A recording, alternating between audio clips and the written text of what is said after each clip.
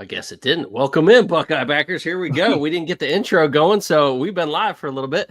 Sorry about that, y'all. I am about to get the intro going. Give me just a second here. I don't know why that didn't play automatically. Here we go. Fourth down, the final play, unless they can stick it in the end zone. Dorsey under pressure, throws it. Incomplete. The Buckeyes win. Ezekiel Elliott, and he's got an opening. Elliott off to the races. Can they catch him? Feature the two backs as receivers, and now a downfield shot on first down for the end zone. Touchdown, Ohio State strikes first. Making adjustments again, and there is Smith running free, breaks a tackle. Ohio State strikes quickly from 45 yards. Pressure comes. Saul, knock it out, and picks it up. Jack Saul coming down the sidelines. Ohio State scoop and score and dagger from 82 yards. Here they come. Heavy pressure. Howard delivers downfield, and Smith, he's got it. Jeremiah Smith. 2025 college football national champion, Coach Ryan Day, and the Ohio State Buckeyes. Welcome in, Buckeye backers. We are bringing it to you live from Seattle, Washington, to the cornfields of Enid, Ohio. We are the pulse of Buckeye fans across the nation, with Seattle Matt and Buckeye Steve. All right, welcome in, Buckeye backers. What a hell of a day. What a hell of a year to be a Buckeye, man. This is awesome. I mean, it just keeps getting better. Just keeps getting better. Non-stop positivity in Buckeye Nation. I'm going to just bring it up from the start, man. 14 players drafted today. Just look at that. I had a hard time putting all those guys on a graphic. Man, if we got to that record, I was going to be like, where do I put the dudes? Right. Just crazy. I'm just a little sad that we didn't go ahead and get at least 15 with Seth getting drafted. Yeah, we were all rooting for that. Seth, I mean, geez, like, and right afterwards, the Bengals were like, "Yo, we want you." Like, just draft the dude, man. Right. Come on. Him and G. Scott. And G. Scott, everyone's rooting for G. Scott. You know, he went to the Patriots, so as a free agent, so getting him there, I think, is a great place for him. Vrabel is hard-nosed, and you know he's going to fit in well with Vrabel, right?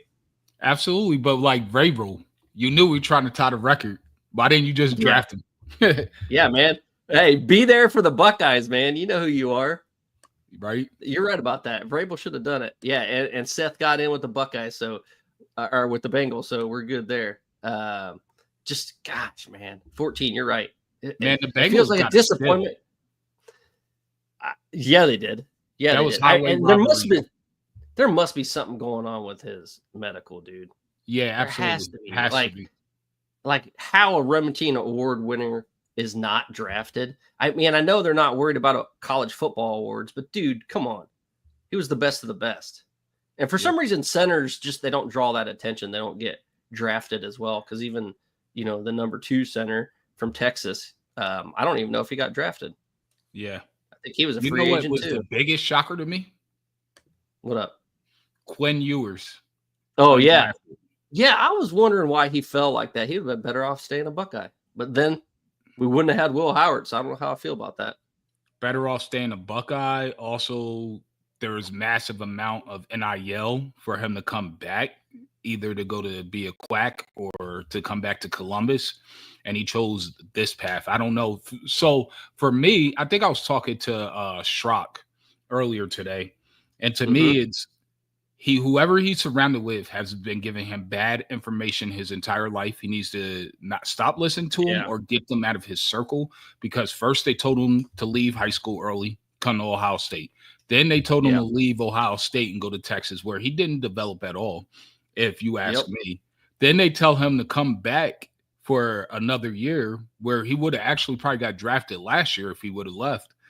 And now they tell him don't stay for the NIL, even though someone was offering him insane Carson Beck numbers and then you leave and you don't get drafted, like at some point, kid, you just have to stop listening to your circle or change your circle because they're giving you horrible advice. Yeah, dude was number 1 in all the recruiting rankings, best of the best, and gets drafted at what, 7th round? He didn't even get drafted. Go? He didn't get drafted. He was free agent. Holy That's cow. what I'm saying. Yeah, that's wild, dude. Wild. Absolutely right here. Ewers has been a wild ride from the start, man. With that mullet coming into Reichard, getting a big ass truck, and then, dude, man.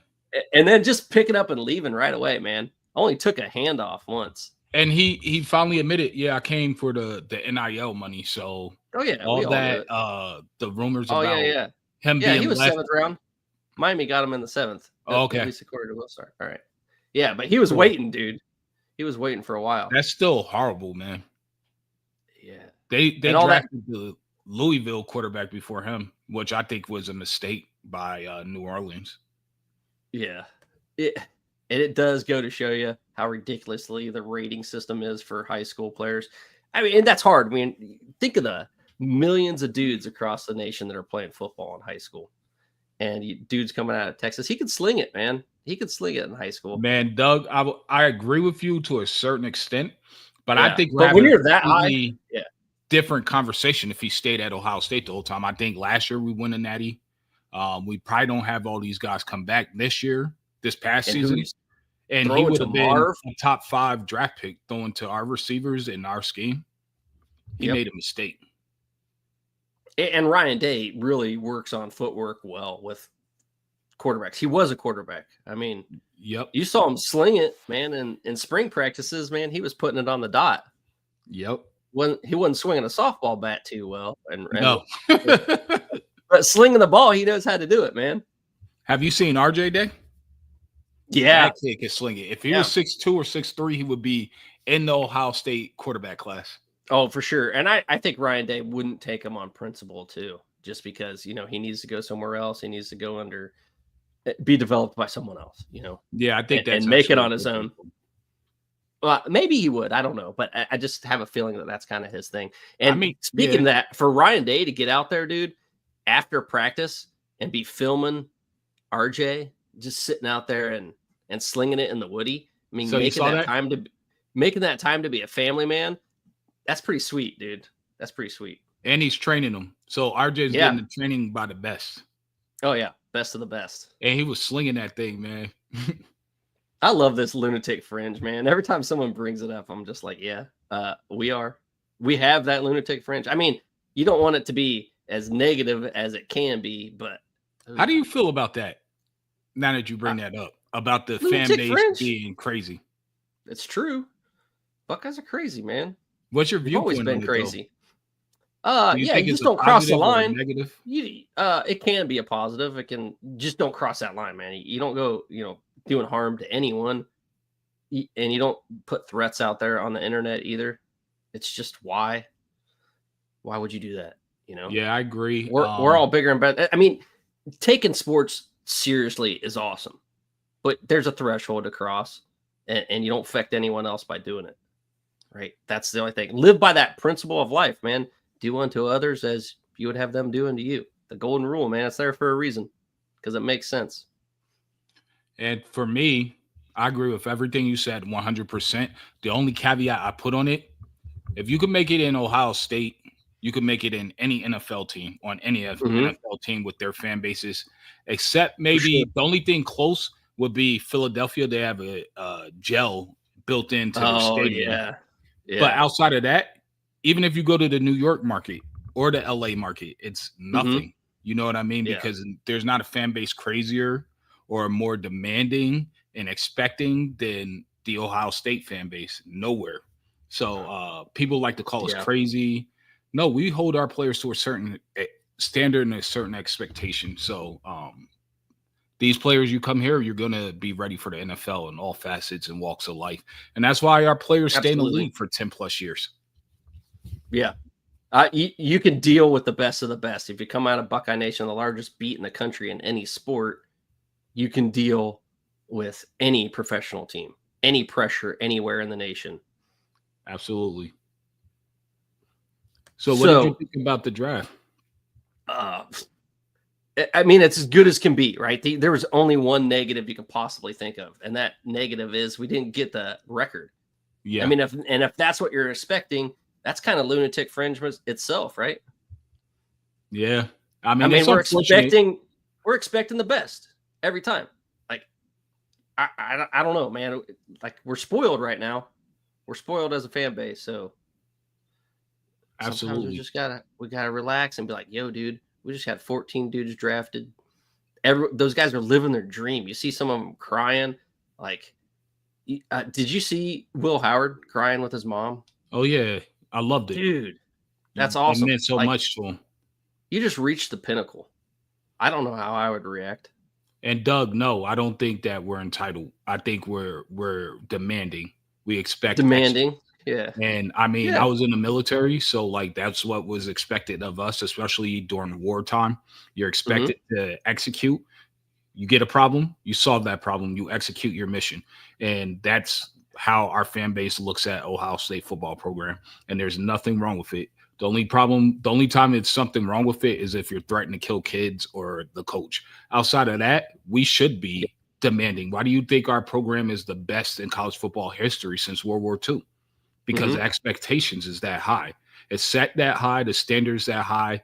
Anything below it, you're going to hear about it. And that goes with anything. In your regular jobs, right? There's a standard that you need to maintain to keep that job, to keep providing food for your family. So it's no different. It's not entitled. That's what the Team Up North fan base might say, or outside fan base. You're entitled. No, we have standards and expectations. That's why we're on the top of the threshold and you're not. Excellence in everything, my man. Excellence in everything. And that's the only way to live life. Yep. But I stole this from Adam King, so got to give him a shout out, give him credit. This is his picture, and this is what he tweeted with that picture. A quarterback, 2 running backs, a wide receiver, 2 offensive linemen, an entire defensive line, a linebacker, a cornerback, and 2 safeties. And that's not, and Ohio State just quite almost tied that record. That's nearly a damn football team, dude. Yeah. Our whole football team was almost drafted. And then the ones that did stay are probably the better picks. Yeah. Crazy, man. That's absolutely wild. The only thing Are we NFLU? Absolutely. It's us and Bama. There's nobody else in the discussion. Damn, dude. That, like, we could say wide receiver. That's why it keeps changing every time. Like, all right, we're wide receiver U. Now we used to be linebacker U. We're about to be linebacker U again. Now we're going to be offensive line U with the way Tyler is recruiting. Damn, dude. So, Steve, this was my thing. So, in recent history is us in Alabama in terms of NFLU, right? But if you go over the long period of history, it's USC, it's Notre Dame, and it's us. There's only one constant throughout the history of college football in the draft, and that's Ohio State University. So, yes, I say we are NFLU. We're NFL factory. And I think the only position we didn't get drafted during this draft was tight end. Yeah. And, man, G. Scott, that would have been awesome. Man, I feel like he should have been. If they would have invited him to the combine, he would have got drafted. He ran the fastest 40 at every single tight end. Yeah, you got to give that dude some credit. He hung in there. It's like Emeka Egbuka hung in there where he could have been dominant anywhere else if he would have gone. Yep. And that was what, dude, everyone was like, yes, he's got to be first round. And we loved it that he got there. And to the Tampa Bay Buccaneers where Baker Mayfield's doing his thing now, man, it's going to be awesome to see him go. Because just the mentality this team has is absolutely insane. Yeah. Absolutely insane how good these guys are, how good they are mentally and as athletes. It just doesn't get any better. And winning a national title after that mess against Michigan couldn't get any better. The ups and downs of this team were awesome. They stuck in there. They hung with each other. They're all boys. The brotherhood is real. The culture is real. And, man, the NFL talent is real too. And you just said the key words, in my opinion, of this whole thing and what defines Ohio State football, the Ohio State football, and what separates it from every other program nationally, to include UGA, Bama, your team up north, Texas, Eugene, the Quacks, is culture. No one has a better culture than us. Just look at the fact that we had zero scholarship athletes hit the transfer portal. Zero. Just think about that for a second. That is insane. The only school, I believe, that has done that. And people know they're going to come here and have a war. Talking to recruits, they're like, man, I never seen a practice so intense in my life. They love it. And the players love each other, and they love the coaching staff. And they know if they're starter here, they're going to the NFL for the most part. Yeah. I mean, you look at our whole team was drafted pretty much. If you're a starter at Ohio State, you got that shot. You're going to be a free agent pretty much at the very least. At the very least. Only 3 eligible players that were actually in the draft that put their names in the draft didn't get drafted. And we already know if Seth was healthy, he would have got drafted. Brandingo, we're going to get there in a second. But yeah, let's do it, man. He throw me off. I squirrel every time, man. I get caught in these rabbit traps. Let's go. Oh, okay. Favorite Buckeye to the NFL this year? This is a fun question. I like this. Yeah. You want to go first? No, you got it. I think you have something with that smile. No, I'm thinking. I'm looking at. Well, I got one. I got one. Tyleik Williams for sure. It was like I posted a while back. Someone made a video of him and just how he played against Texas, and the way he played in the playoffs, dude. That's why Cody Simon was looking so hot, getting all those tackles, because he was blowing up the line of scrimmage, man. And no one said he was going to be our first round pick. I reposted it. I was like, looks like a first round pick to me. And this was back, in early March, I believe. And then he did, man. He got there. The Lions took him, and wow, man. I wasn't thinking that it was going to happen just because of all the mock drafts that I've read and what everyone was saying. So I was shocked when it went. I wasn't ready for it, I was making these graphics as soon as they came up. So when he went, I was like, oh, scrambling, got to make that one. And that's fire. But it was awesome. Yeah. It was awesome, man. So Tyleik Williams, shout out to him, man. The way he was blowing up line of scrimmage, taking on double teams and still making tackles. Dude, he was what made that defense stacked. Yeah. Absolutely. You're 100% right. This is super hard, man. This is my favorite Buckeye team of all time. So for me, I could go Trey Henderson, who I think is the best running back in the draft overall. I could go to Q. I love Cody. Obviously, Captain Jack. You can't go wrong with him.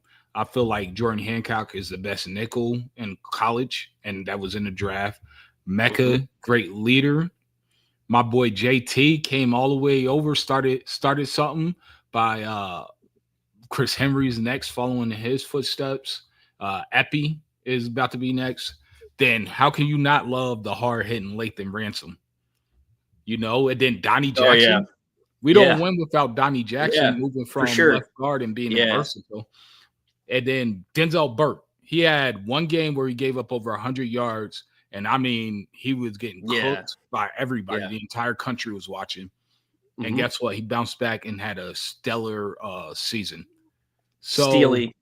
He's right, man. Seth was a first or second round pick. Go for it. Seth, get back to that. Yeah. Seth changed the whole line of scrimmage. Josh Simmons.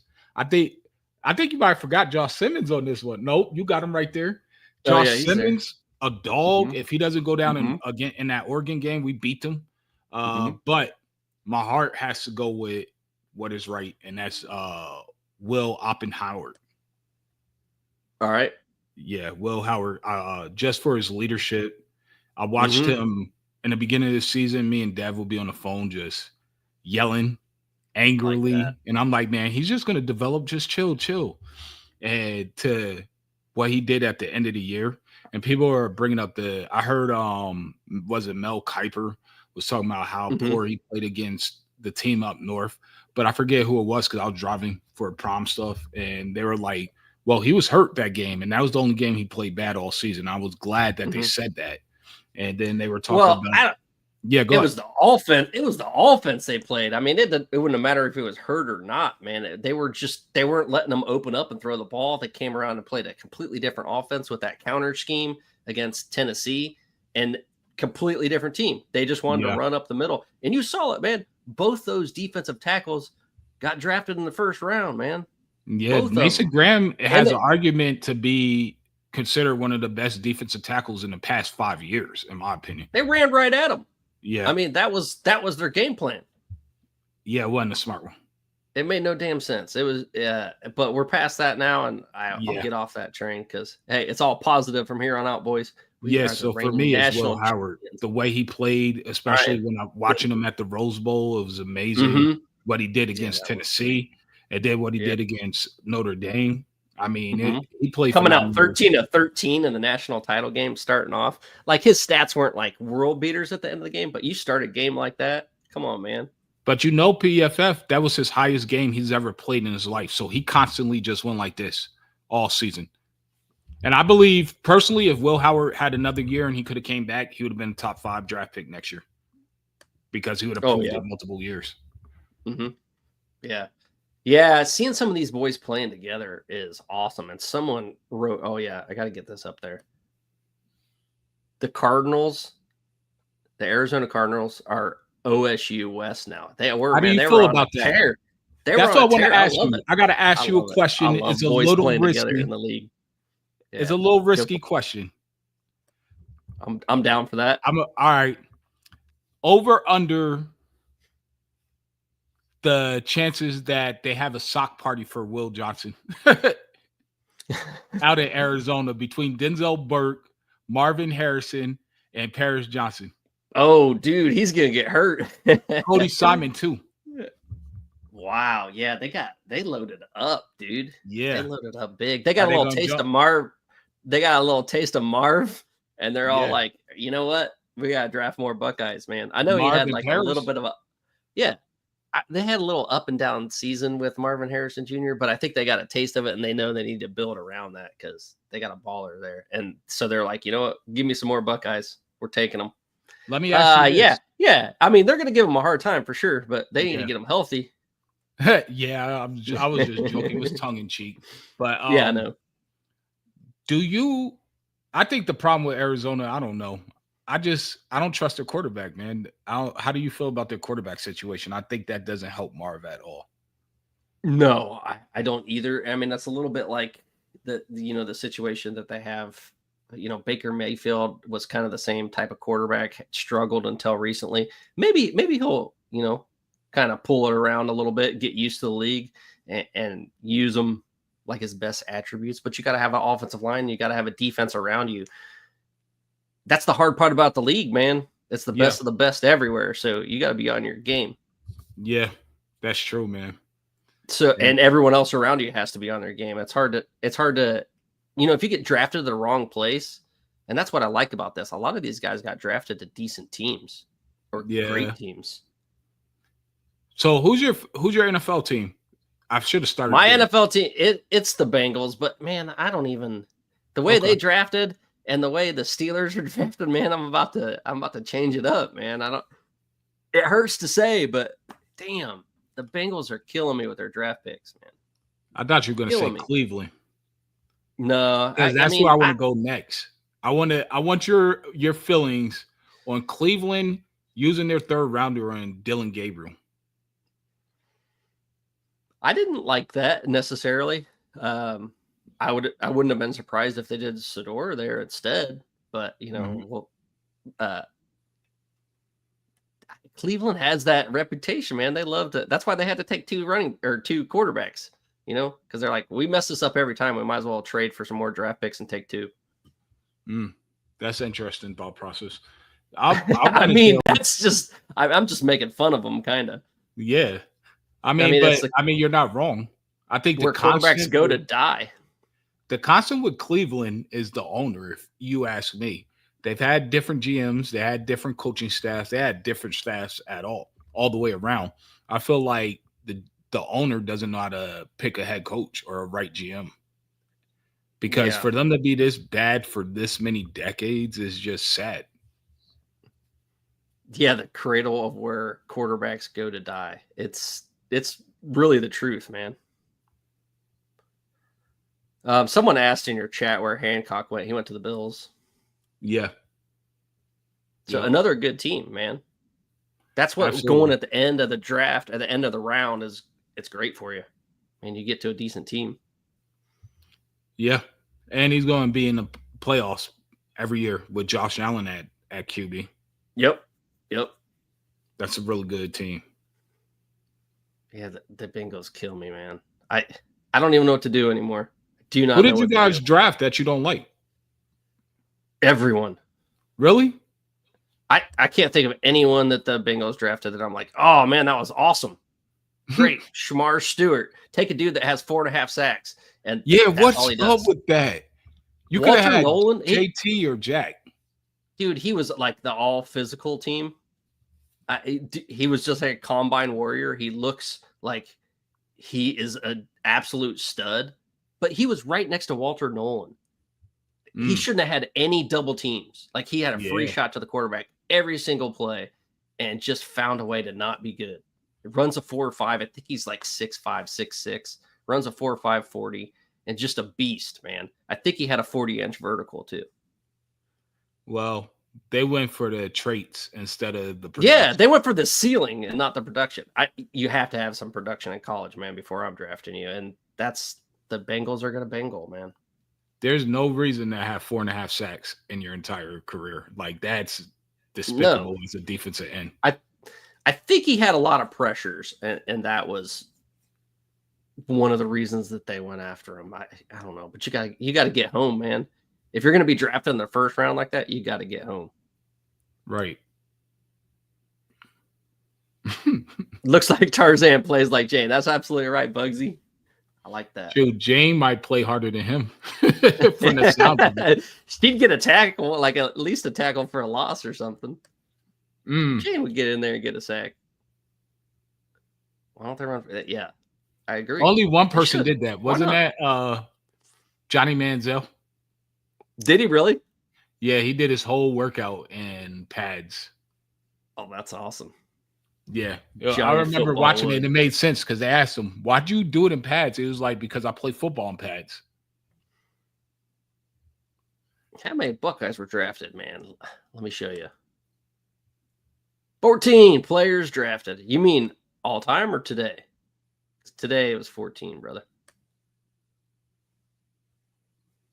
Let's get back at that, man. Oh, dude. So any surprises? What were your biggest surprises? For me, it was Tyleek getting drafted in the first round when he popped up there. And then, of course, Hancock when he came up. Because a lot of people were saying 17 end of the 7th round, not 17th. End of the 7th round for Hancock. And he popped up there. I was like, all right, man, here we go. There's a lot of surprises for me, to be honest with you. Buckeye related. Yeah, I know. Yeah, Burke. Denzel Burke sliding so far. In my opinion, I think he slid far. Safeties, some of the safeties that went before Latham Ransom made zero sense. Will Howard going all the way to the 6th round. But I would say the biggest surprise to me was Jack Sawyer, man. How was Jack Sawyer not a first 3-round pick? Dude, again, some places or some teams are looking strictly at measurables and they're not looking at college football production.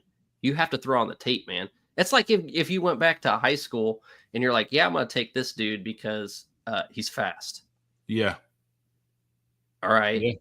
Yeah. That has to translate, dude. That speed has to translate into getting out there on the football field, being able to cut, take a hit, make a tackle. Yeah, you can't coach speed, but you have to at least be a football player, man. There's some instinctual things that happen on a football field between the lines, man, inside the pylons. You got to be able to get it done. Yeah. And you just got to have it. Some people just don't have it, man. Are you concerned about Seth going to Cincinnati? No, I just want him to make it, man. I want him to get a chance. I want him to be healthy because I think if he's 100% healthy, he'll make every single NFL team. Anywhere. Yep. That's the only thing I'm worried that maybe there's something we don't know about his his recovery process, and maybe that's why he didn't get drafted. I thought there's got to be something in the medical to keep him from getting drafted a little earlier, but it was. Then they weird. signed him so fast. I don't know what happened to Buckeye Steve, but yeah, then they signed him so fast, which was kind of interesting to me about Seth. So maybe there's nothing wrong with his medical. Maybe they just were being cheap and were like, we could get him without drafting him, you know? In the state. Sorry about that. You're good.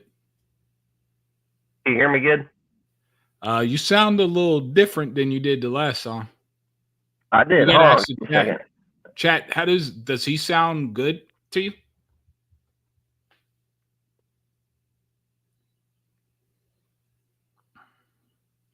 Oh, while you do that, I want to address something else. Somebody else said that they feel that Mason Graham is going to be a bust. I do not. I think Mason Graham is elite. He's legit. He's like Aiden Hutchinson. They have the team up north. We hate them, but every once in a while they have some legit ballers that can actually ball, and he's definitely one of them. I don't know how any other way to just say it. You know what I mean? Mm-hmm. Yeah, and did you see afterwards? You know, there was a couple teams that were talking about that. Like, they get the rivalry. They were like, you know, we'll see how they get along. We got to get these Ohio State and Michigan players getting along before we can really get after it. And Mason Graham was like, he was asked, you know, how's it going to be going to Ohio and playing there after being a Michigan man? And he was just like, I think they'll end up liking me, you know, because he's going to play good. You know, he's going to be good, right? Yeah. Yeah, and he's good, bro. He's elite. Like, and there was that no denying it. There was that weird kind of all right, a Michigan guy comes to Ohio to Cleveland, Ohio guy goes up to Detroit. So there was that flip-flop, which is always kind of cool because you got to end up being, you know, you make it to the NFL. It's all business now, man. You got to make that money and support your family. So you got to get along with everyone. So you let bygones be bygones and give people, you know, a hard time. And because that's always going to be there, right? It's in your blood. And you don't have to be best friends with them. It's like you're not best friends with all your coworkers, right? Like, just show up, do your job, don't punch each other in the face, and then leave. And honestly, I think Marv is the beneficiary because he's going to have Will Johnson and Denzel Burke to cover him. So when he's cooking one and they get tired, they can switch to the other one. So Marv has to stay going the whole time.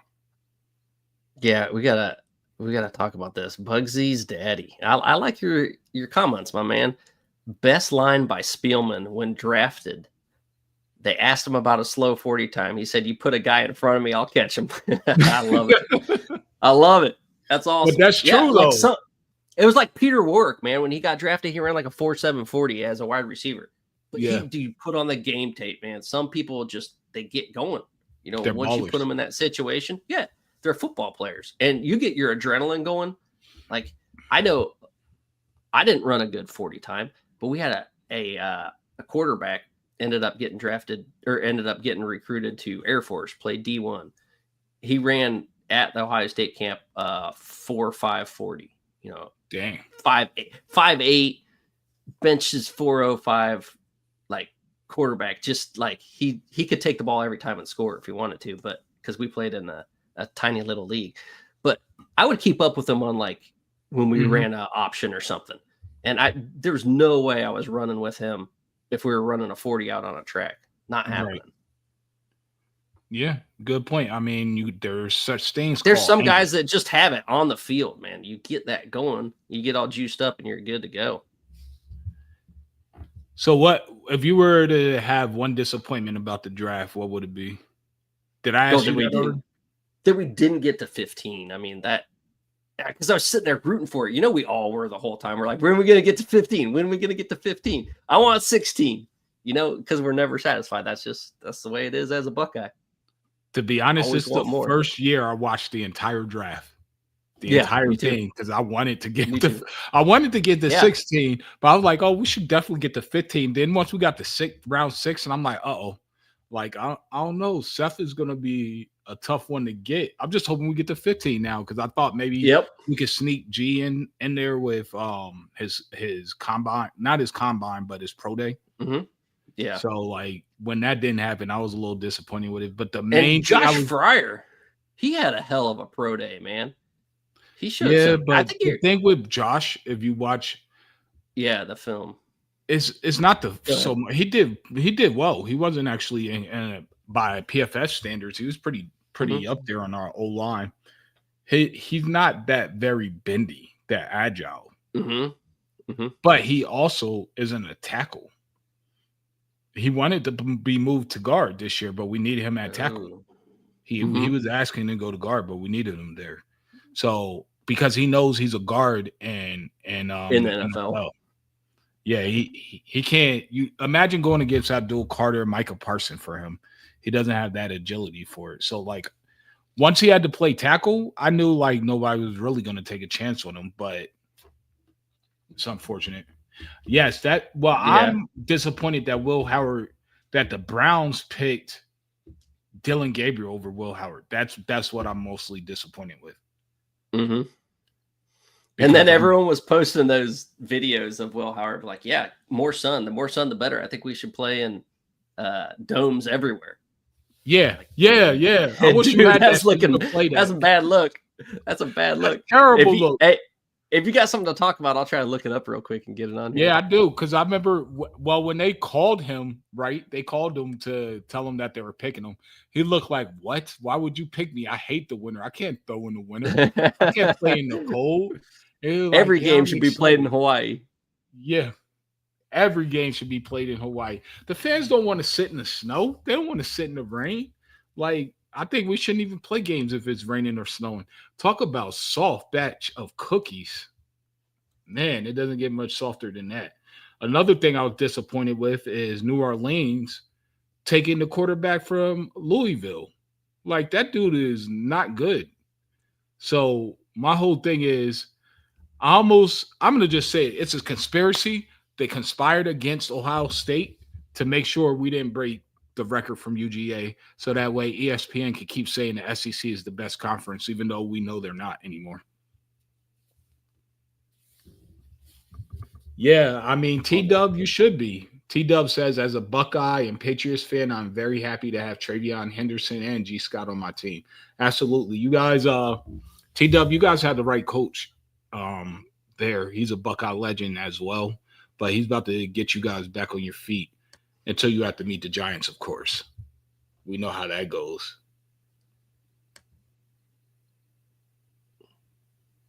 I'm going to try to do this. I don't know how well this is going to work, but I'm going to do a share screen.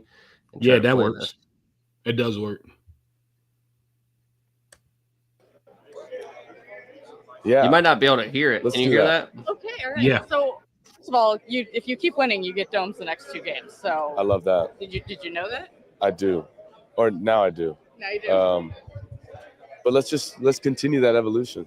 I think that's important. I think what I'm really hearing right now is that every football game should be played in Hawaii. Wouldn't that be unreal? I don't think anyone would be mad at it, but maybe just the travel or the travelers. That's tough. But let's find more sun. Let's find more sun. Oh, let's find more sun. On the beginning of that clip, that's when he was talking about the snow and everything. And this was right before the Rose Bowl. Because he was like, she asked him, what is it going to take? Because they just thought they were just going to destroy us for whatever astronomical reason that they thought that. And he was like, the rest of the playoffs are in the dome. I didn't know that until just now. Yeah, I'll start this again. We'll watch it. Could you just fill in the blank? We will beat Ohio State if we do. Be at our best. What's your best look like? Competitive, making plays, being good in situational football. Not for the coach talk, but it's just the reality of the situation. But we love the Rose Bowl.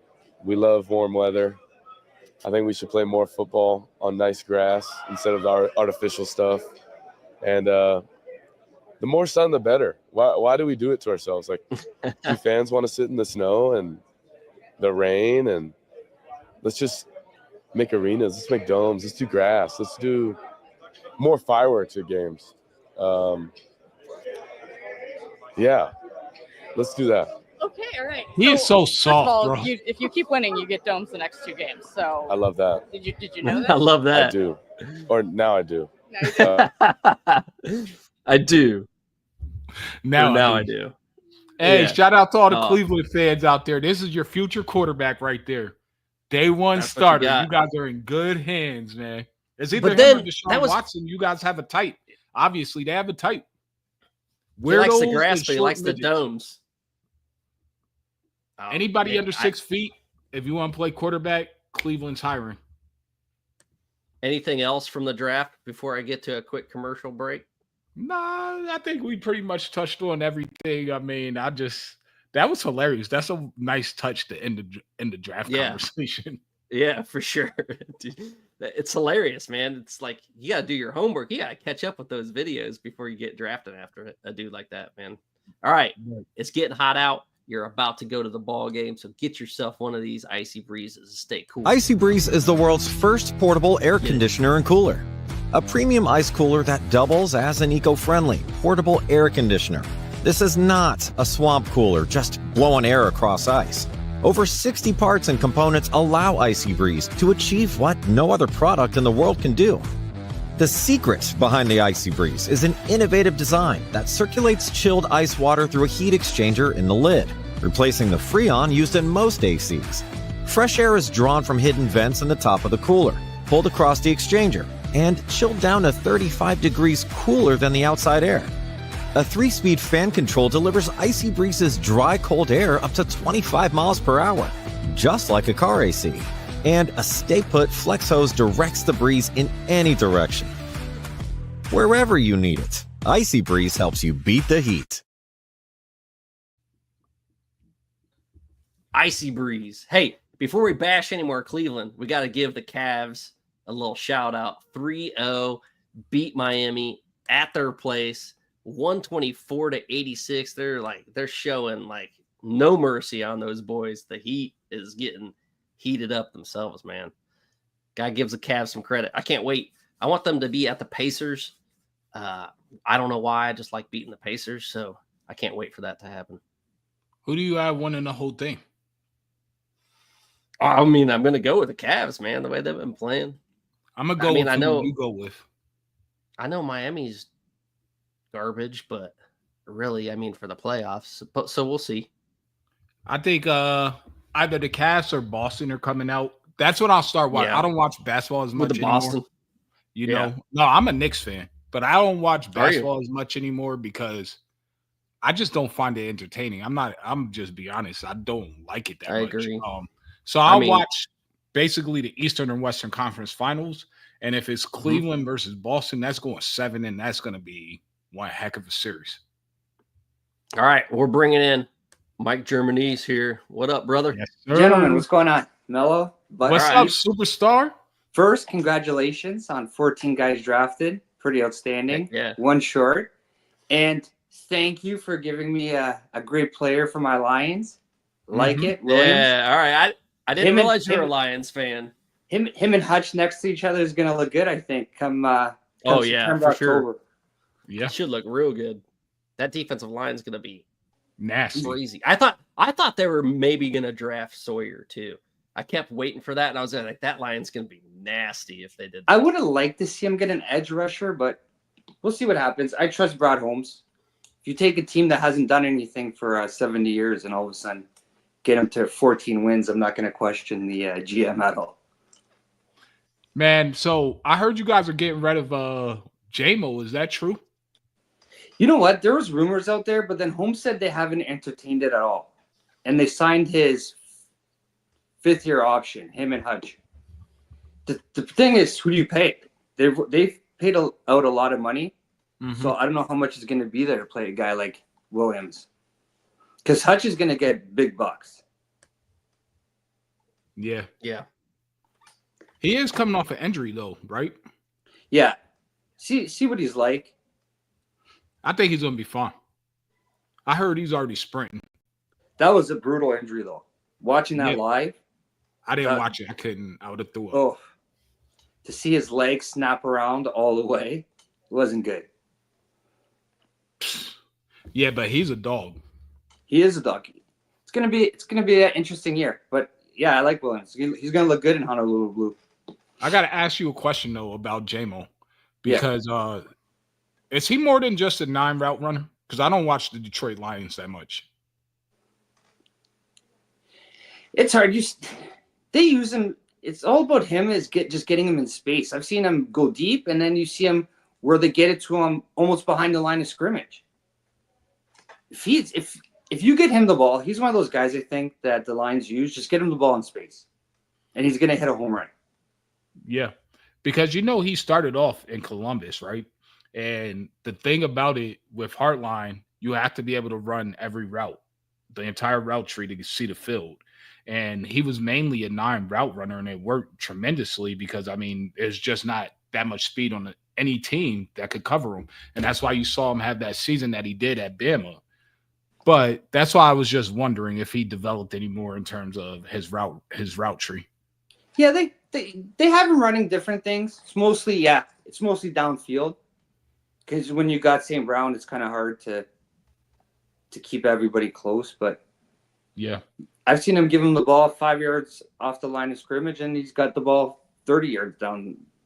So yeah, he's developed more, I think, and you can see he's maturing a lot more considering the first couple years were injury and suspension. But yeah, he's learning. People forget that they're 18, 19, 20-year-old kids. Yeah. If you handed me $5 million, TMZ can just follow me around at that age. I'd give him 24 hours, 7 days a week footage. Oh, right. That's a good. Where did Fields go? Jets. Did he go to? Yep, Jets. Yeah. I forgot about that. Him and G5 are back together, and the tight end. At Arizona too. I forgot to mention that. I didn't know. Buckeyes left and right. Did that just happen? That had to. I don't remember seeing that either. Arizona That's awesome, dude. It is Buckeyes West, dude. There's a lot of good things about Arizona and a lot of Ohio State fans out there. First of all, both the Cincinnati Reds and the Cleveland Indians. I'm just going to say Indians because I can't say Guardians. That's just weird. At least come up with something better. Like if you're gonna switch names, come up with something better. Don't be the Washington football team either. No, that still might be better than the Guardians. So yeah.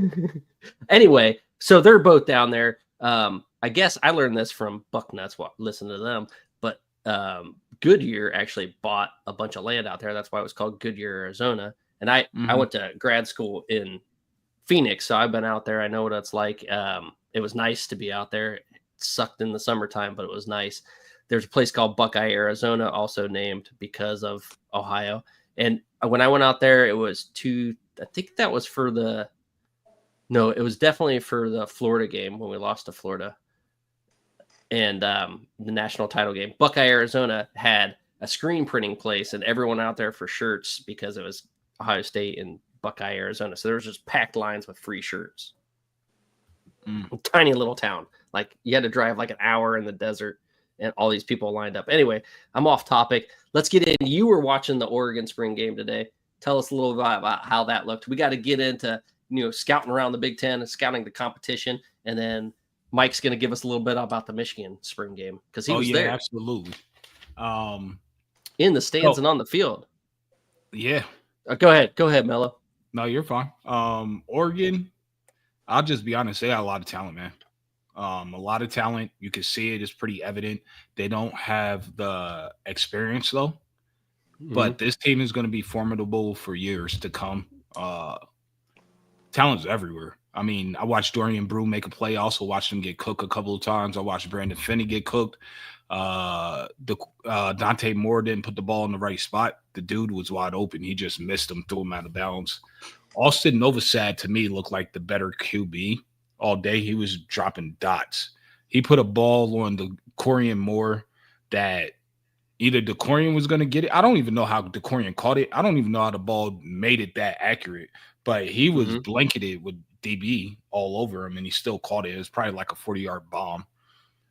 Naeem Offord made a pretty good play in the end zone, the back of the end zone, broke up a pass. And all I was thinking was like, man, you're supposed to be wearing scarlet and gray, but whatever. Yeah. The D line, I don't like to critique on the D line, but I will, especially for a spring game.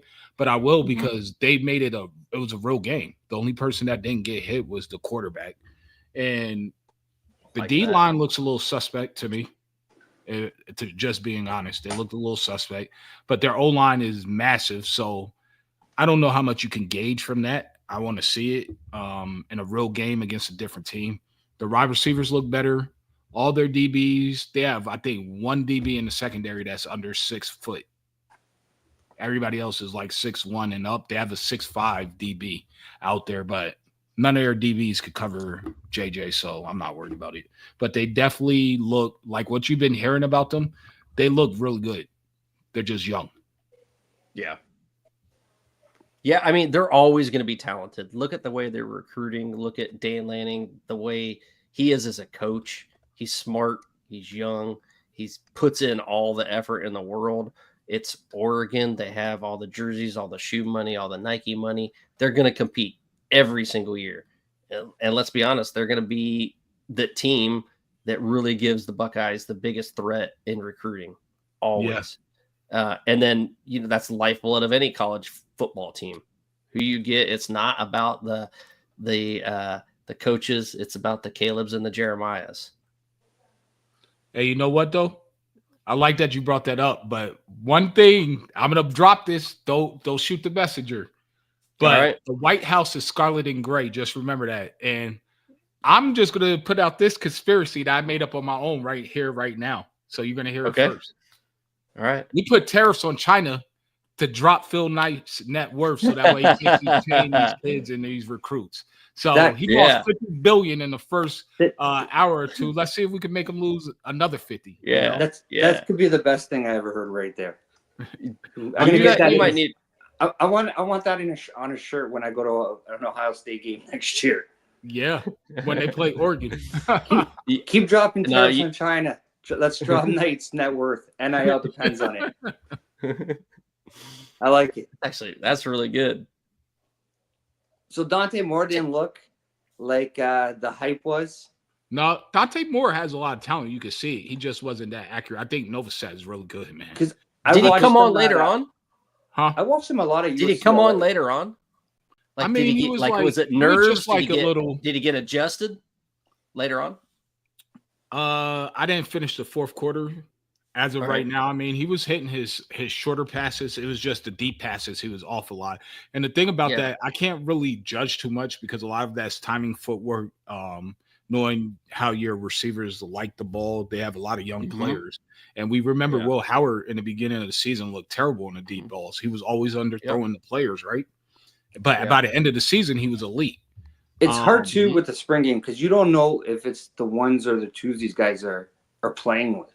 Yeah, and who's the playing and what kind of defense you're running. Yeah. So the one offense went against the two defense, and the two defense went against the one offense. So they did it a little bit differently. Yeah. I kind of like that. I like that approach.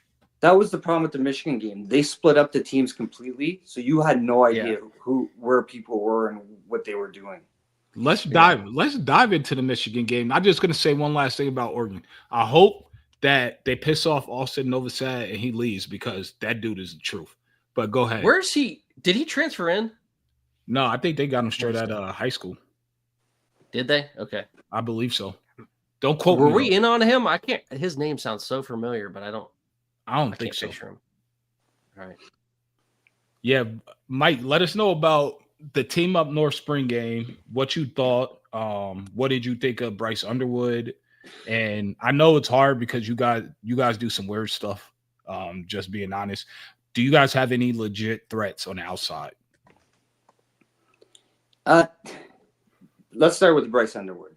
Yeah. I think he struggled a little bit, and at first I was worried until we got into the press conferences and you heard some of the veteran players say, like, we were trying to calm him down. Like, he was very hyped up before. Mm-hmm. And that could have been why, because later in the game, he was starting to hit more of his passes, where at first he was overthrowing. But then you start looking at the teams, and there's guys who are never going to see the field out there. Because the way Michigan does it is they have a draft, and captains literally pick teams. So it's guys all over the place. There's 1s, 2s, 3s, walk-ons. I think the guy who sells Miller Lite was out there at one point. Like, it's all over the place. I think the defensive line, I think, is going to be really good. The linebackers and the DBs are going to be – I think the defensive backs will be better this year than they were last year. The defensive line, it's hard. You're replacing 2 first-round picks. Yeah. Like, there's not much you can do to upgrade or to say you upgraded there, but I don't think they fell too far off. Even to stay even.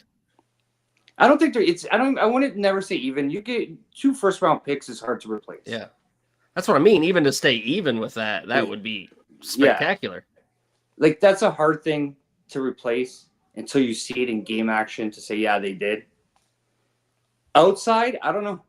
We have a lot of height now, which I like. You got 4 or 5 guys over 6'5". You're talking offense or defense? On offense. You got both tight ends are over 6 feet, and Michigan likes to use the tight ends. And then you got the transfer in McCulley. I think he's 6'5". The freshman Broughton, 6'5". So you can literally line up 2 tight ends, 2 wide receivers, and go 6'5" straight across the board with a big quarterback. And offensive line, I think, is going to be better just because last year when you don't have a quarterback who can throw a ball more than 6 feet and complete it, your offensive line is going to look bad because there ain't nobody defending the pass against that. Like, you're just. Do you agree with this? What's that? Up north, spring game looked a little mediocre and a little sloppy. Wasn't impressed. You kind of had a little bit of that. Well, yeah, of course. But it's a spring game. When you're playing everybody on the roster and there's no first team, second team, third team, fourth team, literally guys who are never going to see. There's guys playing who are never going to probably dress for a game that were on the field. There's guys that if they go to the 105, 105 roster limit now, that won't be on the team in a couple of weeks. My question to you, Mike. I think Sharon said it the best. Just stay healthy. No one got hurt. Yeah. Is it what I wanted to see from somebody like Underwood? No. But we still got a lot of time, and he's only 17 years old. So my thing, because of how unique your spring games are, I don't think you can compare your spring game to anybody else's, right? So we need to isolate that and try to take that picture out of our minds. I know it's hard because we're human. So just to paint another picture to have a comparison, because that's how we operate as humans. Compare this spring game and your thoughts on how it looked and how the team looked compared as opposed to your last year's spring game. Because I know 100% you guys 100% better. This year's? I went to last year's and I went to the year before. Uh-huh. It was closer to the 23 team, a lot closer than the 24 team. The 24 team I left and I was like, we're in trouble. Like, there's no quarterback play. We're shaky at wide receiver. There's no size. Like, this defense is going to have to hold guys to 15 points. As opposed to this year when I left, when I was like, okay, I can see that there's pieces there. Mm-hmm. It's just about come August, the end of August, are they going to be ready to go? Because we're lucky that we get one game before Oklahoma, which Oklahoma kind of reloaded this offseason, which sucks. It sucks that Ohio State gets Texas right off the bat. It'd be nice if you guys had that one game just to whoever does win the starting job to kind of get a feel for everything. But the good news for you guys too is that Texas is starting a new quarterback, but he's played a lot considering when Quinn Ewers was out. Yeah, he started 2 games, and so he's got that experience. He should have played. He had the a lot rest of experience other than that. Yeah, he probably should have. You're right. Quinn Ewers is terrible. You think so? Yeah, I didn't like him. He has moments where he looks like the guy you guys gave the $1 million to, but then he goes on like a 10-minute where you're like, who is this guy? And why isn't he playing at Hidden Valley University? Ken, I hope you're right, man. Will the Buckeyes be ready for Texas? I don't know. Here's the I don't thing. know if they will. I feel I think like they have the talent to be ready. They have the talent to be ready. It's just putting all the pieces together. I think it's a 50-50 game. There's a lot to because work on. Yeah. Texas lost a lot as well, and that's what people are forgetting aren't realizing. I mean, they loaded up on the defensive tackles, but let's see how that all comes together. But they lost a lot of pieces. I'm not sold on Arch Manning. The 2 times that he did play, he played against some FCS teams or some really bad teams. Then the one time he got in the game, he got concussed by getting hit in the back by Latham Ransom. So, I mean, I'm not sold on Arch Manning being the heir apparent. Texas is going to be very good. The talent is going to be pretty equated. I think our coaching staff is prepared. They're veteran. I think they'll be ready. I have us in a 2.5-point win just because it's a home game. But in essence, I think it's a 50-50 game. See, I 2.5. I think you guys are going to win because I don't trust Sark and I like Day. And I think in those games, Day's going to beat him. Yeah. Because Sark seems to lose all those big games. Like people forget last year, Texas lost to every good team they played. Yeah, Georgia twice too. Yeah, they lost to Georgia twice. Like they didn't really beat a good team. You do got to think when you're a relatively new coach, a lot of times you lose those big games until you get your system in, you get all of your players Mark's in. not new, though. Well, yeah, but he's not. I mean, he's relatively new. Is it 5 already? He was a head coach at USC, and then he got into that trouble. Yeah, but new there. You know what I mean? How long has he been there? 4 years? He basically had to have a restart. You know what I mean? I think he's been there longer than 4 years. Like he's got to have been there 4 or 5 years. That's not new. The only thing I would be worried about that's still relatively new. If you think about it, how long did it take Ryan Day to get a national title? How long has Ryan Day been here, head coach? This will be year number 7. So that's like a 2-year difference. Yeah.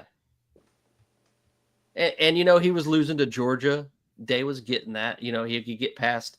Yeah, but you guys had no business losing to Georgia that game. Losing to Alabama. I mean, he had those games where he would lose. Did finally get the Clemson game off his back, but lost to Clemson initially. So when you start out, especially, you know, I don't want to say because he was like almost like a new coach again because he had to start back over. You know, we went through the Saban rehab and completely had to forget what he learned in the past and start over with Saban's approach and with a little bit of whatever he had from USC in the Pete Carroll days too. Listen, when you make this kind of money, you get 1 or 2 years. You don't get 3, 4, 5 to say they're new. I'm sorry. He's not new. But I mean, he brought them back to prominence. They've been in the playoffs the last 2 years. What more? I mean, you just got to build when you upon got that. $40 million to spend, you can bring them back to prominence. It's not hard. Like, but they've always had that. They've always had that to spend. Let's be honest. Like, whether it was real or not, they had that money and it was just in bags before. At some point, you got to start winning. Penn State, look, they're winning. They're winning. Start winning those games. Yeah. College football is 3 games. I don't care they play a 12-game season. It's really 3 or 4 games where it's going to be competitive. The rest you could pretty much pencil in. It's what you do in those 3 games that make you good.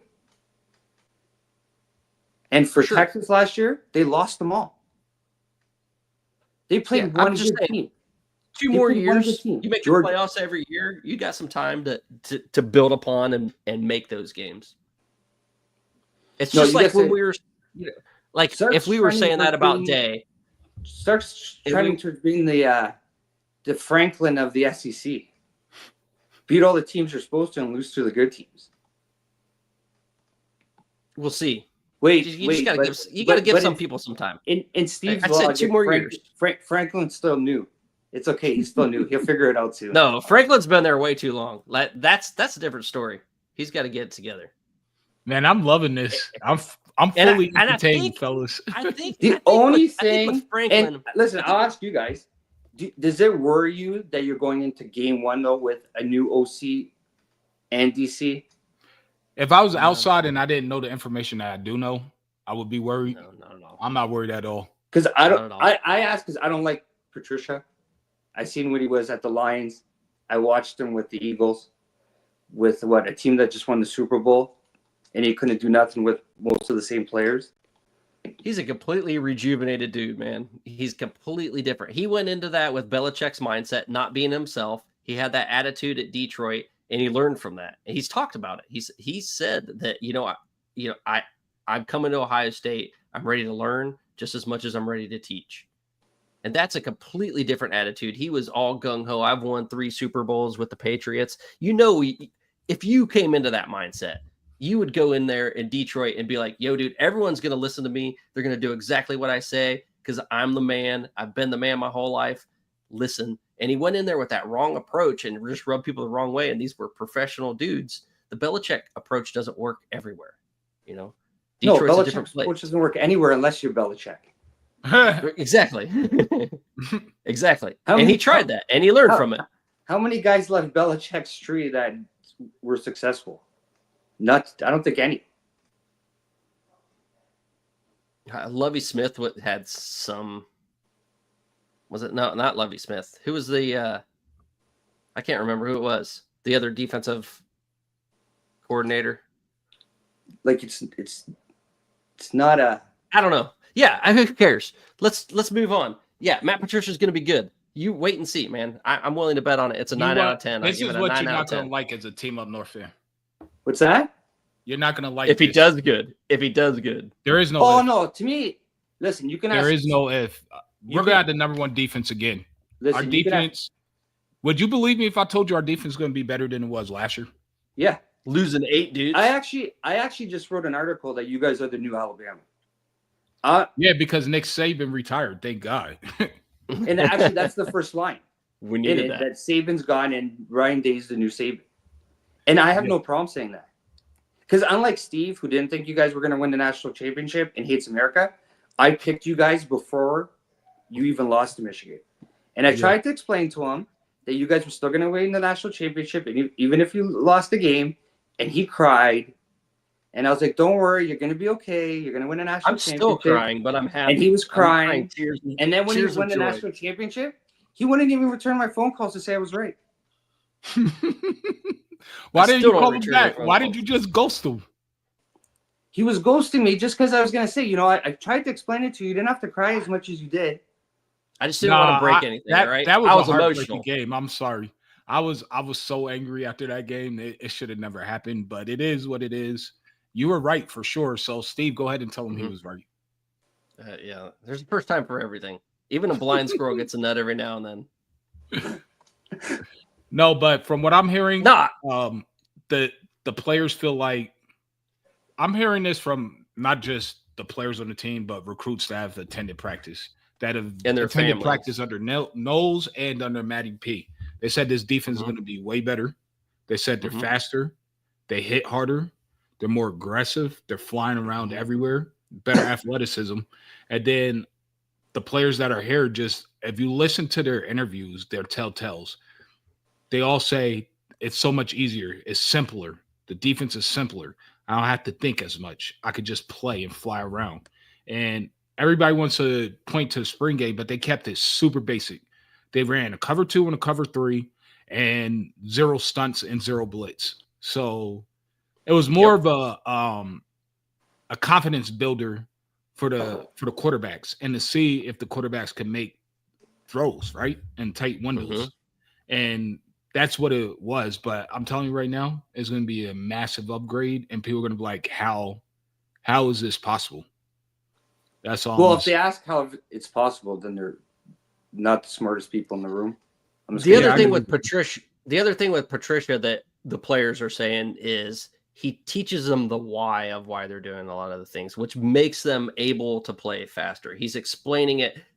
Some of the guys are like, I've learned more about football, just like schemes with the offense and why we're doing this, why we're doing that, when they're lining up in this, what I'm going to expect, because he takes the time to explain it. Not just you're doing this, you're doing this, you're doing this. He takes the time, pull a guy aside and be like, hey, we're going to run this because this is what the offense is doing. And I think it's good to have a guy. We're going to change it up. When you have a guy with because you need to know the ins and outs. Yeah. When you have a guy with NFL experience too, he brings in some of those NFL concepts. Yeah. There's a lot of college teams or college coordinators that can't deal with that because there's too much going on. When you have that many moving parts like they have in the NFL, like whenever I talk to somebody, the biggest difference, they're like, it's the movement before the ball, where you see a defense and everybody's moving somewhere and trying to figure out where the blitz is coming from and trying to figure out what this guy's going to do or what this guy's going to do, because everybody's moving somewhere. When you bring that to college, these offensive coordinators, a lot of them don't know how to deal with it. And that's going to be great for Ohio State, especially when you got a guy like Caleb Downs or the guy who replaced, sorry, I forget his name, but Burke. Who replaced Burke this year? Jermaine Matthews. Oh, Jermaine Matthews. Jermaine Matthews. This is my hot take. Stud. First round draft pick. Yeah, like he looks like that's not a hot take. Yeah, he is absolute stud of watching him. He should have started last year. Like honestly, if Burke wouldn't have been there and they didn't have like that seniority to him, dude, best defensive back I've seen at Ohio State in a long time. Like your secondary is probably going to be better. What's it, Igbinosa? Am I saying it right? Davidson, If he's not as handsy as he was last year, because it seemed like he played a little bit handsy. Where he hasn't been. And I know he wasn't, and I know we talked about this, but then you go back and watch. It seems like whenever he thinks he's in trouble, even though he's not, he reaches. Mm-hmm. Yeah. And I think, it's like anxiety. Yeah, I think that's something where Patricia, having been around so many NFL guys, is going to be a big help for him to get rid of that. Because if he stops doing that with your secondary, he's a stud. And the guys coming off the edge, it's going to be, I already told you, Steve, it's going to be a race to 20. If Ohio State gets to 20 points, the game's over. Because I can't see people scoring more than 20 against you guys. That reminds me, did anyone see that tweet that was they put Igbinosa instead of Quinshawn? It was like it was an ESPN reporter or NFL reporter. I can't remember who it was, but they're like, congratulations with the pick. Yeah. And Devin Sanchez reposted it. It was the day. It was right after they put Javon McFadden as Josh Simmons. Oh, yeah. No, I think the Big Ten is going to be pretty good this year. Which I like to see. I think it's the best conference in football. I don't think this is some fluke. I think it's a direct correlation with them legalizing NIL. And honestly, the schools up north just have more money, period. And that's just Thank you. I say this to people all the time. What changed? You don't do 15 years of dominance and start losing it without figuring out what changed. The only thing that changed was NIL and the transfer portal. Yep. So there's something there that the other conference was doing. Oh, yeah. To lose their dominance. That now more teams up north are doing. Yeah. And you're right. There's a lot of money in the Big Ten. Lot of money. There's a lot of money. Oh, yeah. Now, you think about the largest universities that have been around for a long time. They have a lot of alumni. We're going to see because there's a lot of businesses that started from these universities, from graduates of these universities, and there's a ton of money. So some of these smaller towns too in the South are all in mostly small, tiny little towns. Like the college is the town. You got big cities in the North or ones that are close to it, like Michigan. They're close to Detroit where they have that population. There's a lot more NIL coming in. There's a lot more businesses in these big cities that can contribute to it. And the Big Ten has always kind of been like this, which is, I'm going to bring up another point in a second, but they've always been like, we're an academic school. We're going to do everything right. We're going to do it by the rules, play exactly how it's laid out in the rules, and we're not going to cross any lines. The SEC was different than that. They were like, we're going to do whatever we can to win. You're not cheating. You're not trying unless you're cheating. And they had the bagmen. But the difference was then the bagman was $10,000, maybe $300,000 if you're because it was a while ago. It was before everything got crazy, and that's a very valid point. Everything doubled. You could stuff $10,000 in a bag and give it to someone. Now everything's digital. If you put $10,000 cash in a bank, someone's going to be looking at that. And the transfer portal helps out too, because you got to remember these teams. And that's my other point. These teams used to stack. Like Alabama at one point had what? Henry, Najee Harris, and another guy all in the same running back room. It was top Next running Adam, back right? after top running back after top running back. That doesn't happen anymore. You might get one or two, but as soon as that other guy's not playing, another school's come calling and they're dropping the bag. Which is my other point. When you talk about the transfer portal, the SEC did the most Big Ten type of thing I've ever seen in my life. What's that? Where they said you can't transfer from an SEC school to another SEC school. So the Big Ten and every other league is picking up all those boys in the spring, not in the fall. You could do it in the fall. In the spring. You can't do it in the spring window. But look at Ohio State picking up. They were trying to get Purdue's tackle that ended up signing with Minnesota, which I think is strange because he was from Ohio too. Because he's guaranteed a starting spot at Minnesota. He'd take Philip Daniels' spot that came to Ohio State.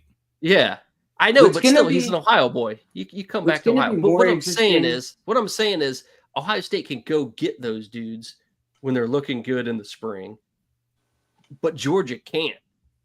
And those people are going to go fill positions somewhere in the Big Ten or in the Big 12 or in the ACC. It's a complete disregard for the quality in the SEC. And it's something that I just thought that would be more like the Big Ten thing to do. Like, 100%. But I think not playing games. Like, I think you're going to see a lot of changes to a lot of this over the next 2 to 3 years. I like that. That's going to be, hey, if they win it again, a third year in a row, if the Big Ten wins it, I'm going to be tweeting that. I'm stealing that. Because now you got the SEC kind of the crap out of change. There's going to be big changes coming. It's just a matter of what the changes are and if the actual universities implement the change. Because it can't be the athletic departments. It has to be the universities. And I think that'll be the great equalizer. If they start doing something like that, whatever comes out with this House case, it might bring I don't the even Big think Ten it's down. the House case. The House case is just going to lead to more lawsuits.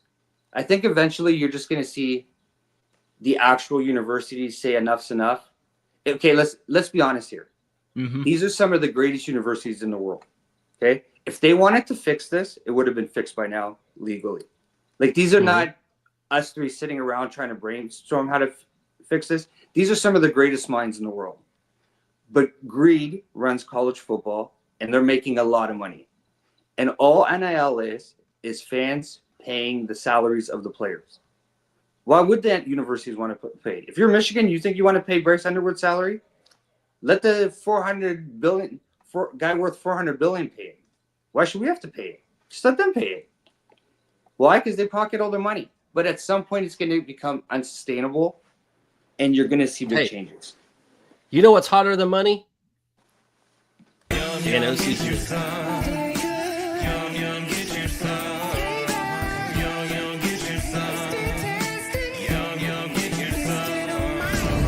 Seasoning, food's favorite flavor. Yum, yum, get you some. I'm Joe Burrito, your favorite burrito. Whoa, whoa. Joe, hey. We all know you're the best. What? You can always do better. Try the new Dano's Hot Chipotle. Hey.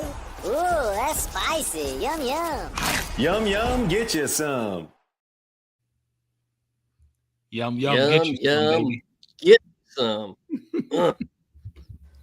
Now I'm hungry again. It's fourth meal time. Yeah. Oh, hey, Steve, we gotta talk about Shedeur. What do you guys think? I mean, I'll start with you, Mello. What did you think about that slide? Where did you originally think he was going to go? Then the slide. Where did I originally think he was going to go? I thought he was going to be a second rounder, to be honest with you. Second or third rounder. The slide is crazy. I honestly think he just flunked the interviews. I know in the interviews you have to do whiteboard stuff, draw up defenses, draw up offenses. Basically what John Gruden was doing with Will Howard, right? I think he bombed that. I heard he was blowing teams off. That's what I think. I have no idea. It's the most strange set of events that have happened. But I watched Marcus from LSU. That's on ESPN. I forget his last name with the glasses, big black dude. He said he doesn't have any off the charts qualities, right? It was like, so when it comes to eval as a GM or a coach, it's like, what's his ceiling? It's hard to quantify how good he can be? Is his ceiling more? Is his trajectory more on a Geno Smith level, or is it something lower? So I think the combination of all of that, and then like what comes with all the attention he brings, whether it's positive, negative, whatever, you can always turn something into money, right? Yep. I think teams just didn't want to deal with it. I think he came with that, what would you call a little bit of baggage. Maybe the confidence outweighed, and I think this is the same guy that I was listening to on ESPN.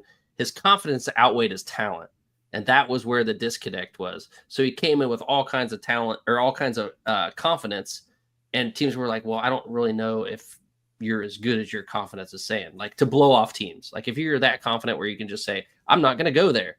You have to be a number 1 draft pick to be able to do that. Literally. Right? Yeah. It's like you have to have the best of the best talent to go into an NFL room and be like, I don't want to be here.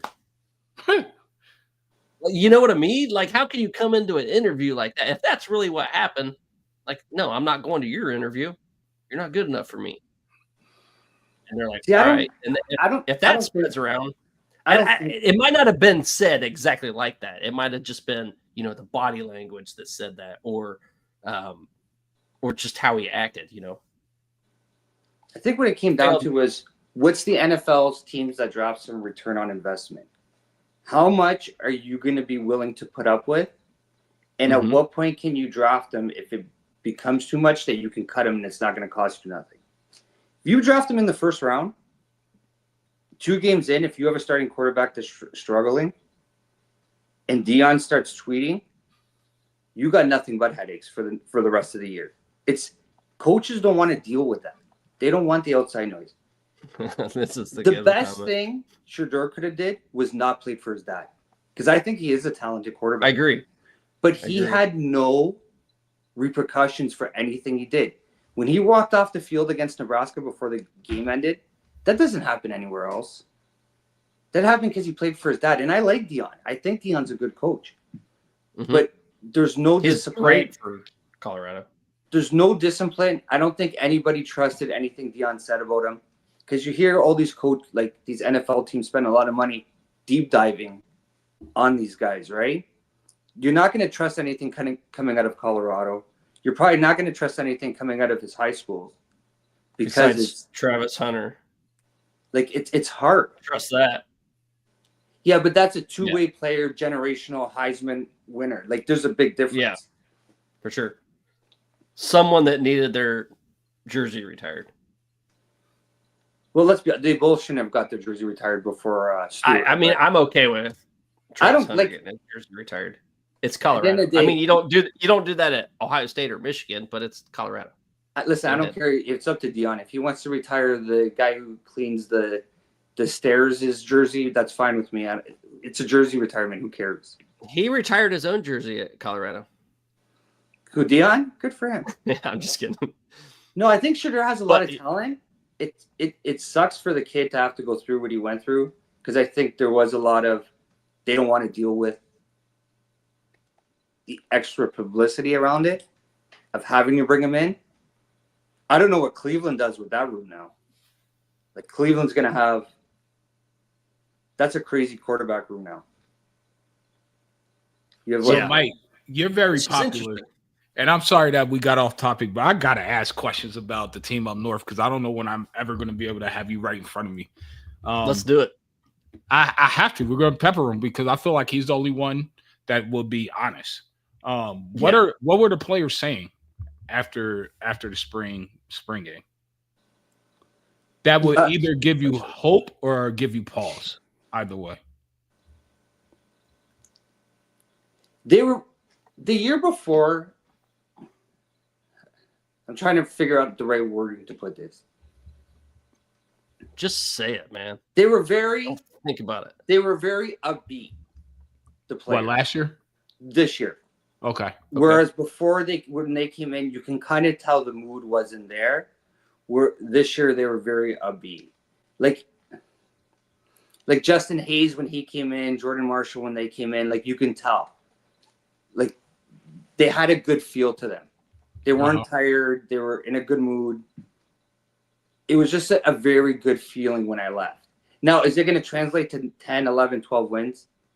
Let me get through the first 4 games, and we're going to find out. Because there are a lot of moving pieces for Michigan that have to see how it works out. Like, you're starting most likely a true freshman quarterback. Like, I got to see what he can do after a fall camp and actually playing in a game. Like, anybody who comes out and says to me, oh, they're going to win 5 games, you're not being honest. But if you're going to tell me they're going to win 12, you're not being honest either. If I had, they'll probably be around 9, 10. I got them 10-2. If they get to 10-2, you're in the playoffs. Yeah. Michigan and Ohio State would never miss a playoff with 2 losses. It'll never happen. Just because they're probably 2 of the biggest brands in sports. And there's a reason why their game is the most watched game every year. At 10-2 is a good year. Yeah. Sharon Moore, second year, 10-2, get him to a playoff. Oh, I don't know how they beat Ohio State last year, but you beat Ohio State once already, so you're already ahead of Jim Harbaugh. Yeah, that's true too. You finally really adapted. Looking at that schedule, I think 10-2 is realistic. I mean, I kind of would be disappointed if they were 9-3, to be honest with you. So would I be. So honestly, so would I. The problem for me is you got Oklahoma in Norman. Oklahoma is not the 5-win team they were last year. Oh, yeah, no doubt. USC, I think, is going to be a lot better than people think, and that's at the Coliseum this year. And we got to go to Nebraska. And Nebraska is going to be a lot better than people think. And if you look at the head coaches, usually his trajectory, he goes, 2 wins, 5 wins, 10, 11 wins, everywhere he's been. So it's not a game I really want to play this year is heading to Nebraska for a game. Not the most friendly environment. But if you can get... I wouldn't say it's not friendly. It's the most friendly environment. It's just... It's a tough place to play. If they beat Oklahoma, then yeah, it's 10 wins, I think, pretty easily. Because the rest of their schedule, I don't think it's that difficult. I have them losing to Oklahoma and us. I think they beat everybody else. That's just me. Mello, you're keeping old men up. Come on, man. It's all good. What I hope is that we get to the last game and it doesn't mean nothing, to be honest with you. And I'm not just saying this because I think we're going to lose. I hate when you come up with this stuff, man. I'm not just saying this because I think we're going to lose or anything. I don't really care about the game anymore. And me and Steve talked about it. I gave him my reasoning. It doesn't mean anything no more. What's your reason? Because I feel the same way that the reason it was the game is because it stopped you from making it to the Rose Bowl or to a Natty. Yep. I don't think it has the same value. People could chop it up however they want and act like it still means the same, but it really doesn't. That game, it didn't matter if Michigan was okay. For example, last year, let's say Michigan only had 5 wins last year. We win that game. Mm-hmm. Our season's a success the old way because we keep you guys from winning a national championship. Mm-hmm. Yeah, that's very true. Yep. If it was the old way, we would still be celebrating because we would have kept you out of the playoff. You guys never would have won a national championship, and you didn't get to play for a Big Ten title. Yeah. But you see what I got on my head. I didn't even. Damn it! I didn't get one of those hats. I actually like that. I'm always gonna be mad, but I love that hat. It doesn't matter no more because it doesn't have that.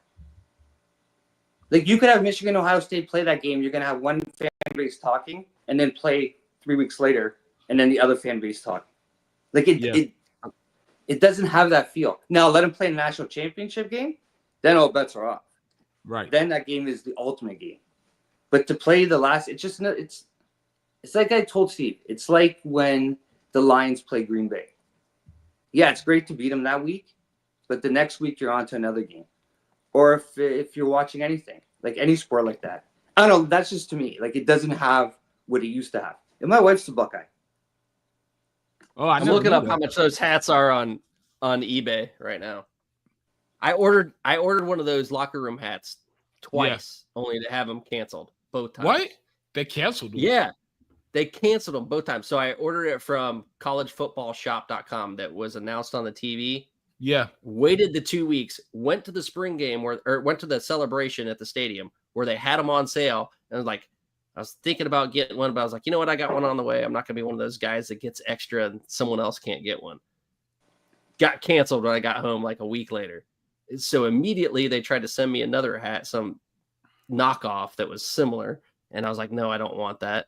And so I was like, I got on Nike.com, ordered it. And 2 days later, they just said canceled order. Didn't tell me why either at Nike. So I had to call them, wait on the line for an hour to figure out what was going on, get transferred 45 times. And then they were like, oh, the supplier just stopped. We don't have them anymore. Listen, we don't mean to upset you in the chat. We're not saying that the game isn't important in terms of the rivalry.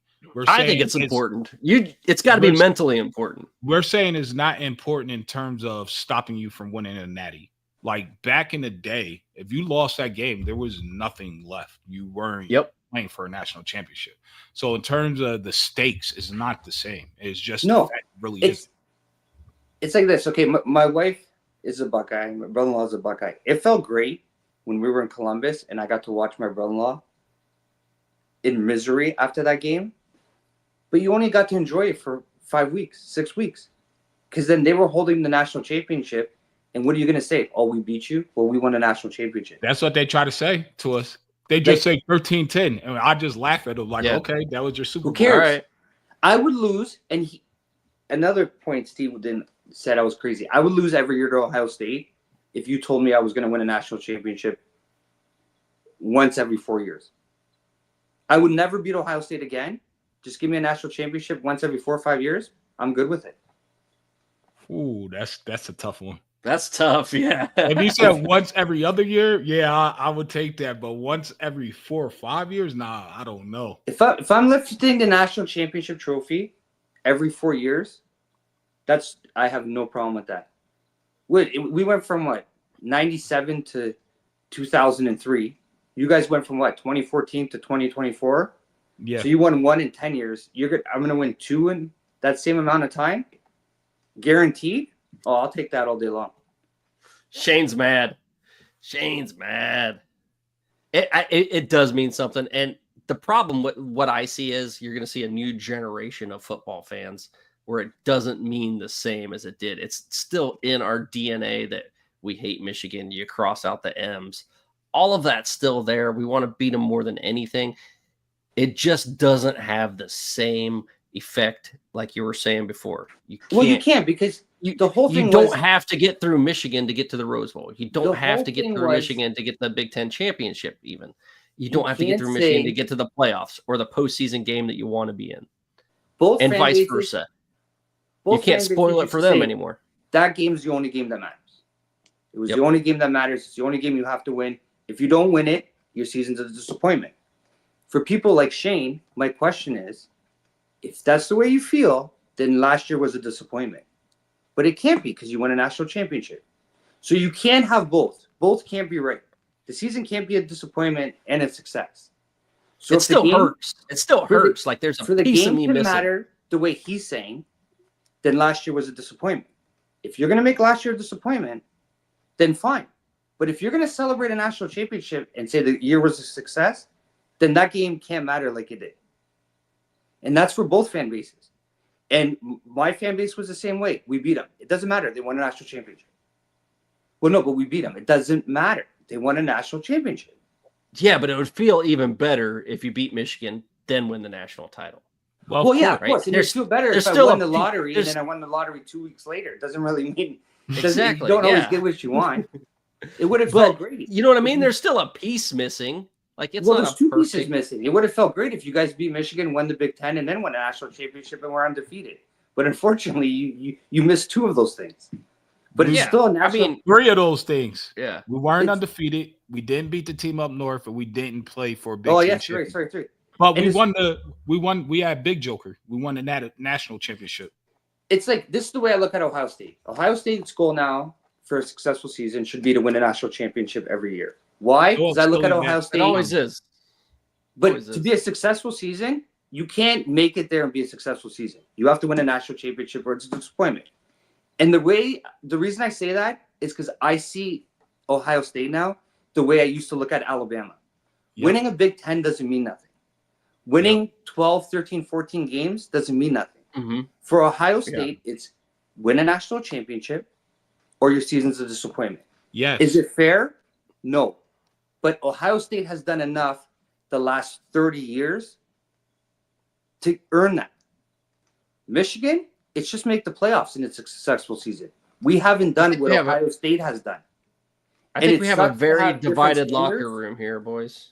It sucks to have different standards, but for me, and I always hear Ohio State, well, you can't say that.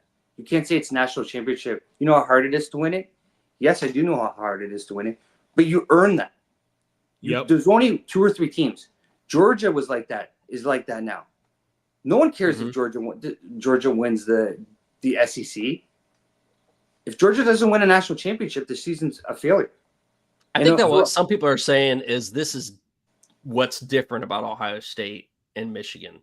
Like if Auburn and Alabama is a rivalry, but it's not the same. It's really not the same as Ohio State and Michigan ever was and never will be, because there are still like Saban said it best himself. They won that national title. No one even remembered losing to Auburn that year. Here's a question. Everyone's going to remember losing to Michigan still. Everyone's going to remember that. And we're still talking about it. No, they won't. Was Alabama talking about it afterwards when they won the national title and lost to Auburn? You think anybody remembers Georgia lost to Alabama in the SEC championship game before they beat them in the final? No, but that's what I'm saying. Ohio State, Michigan is just, it's different, man. There's a different level of rivalry than all those other games. We know it because it's right now. In 5 years from now, there might be some people who bring it up, but majority of the people are just going to remember they won a national championship. I'm with Mike. I'm going to just be honest. I'm straight up with Mike. If you look at other fan bases, nobody's going to bring it up. Only Team Up North fans will, and we're going to laugh at them. Natty.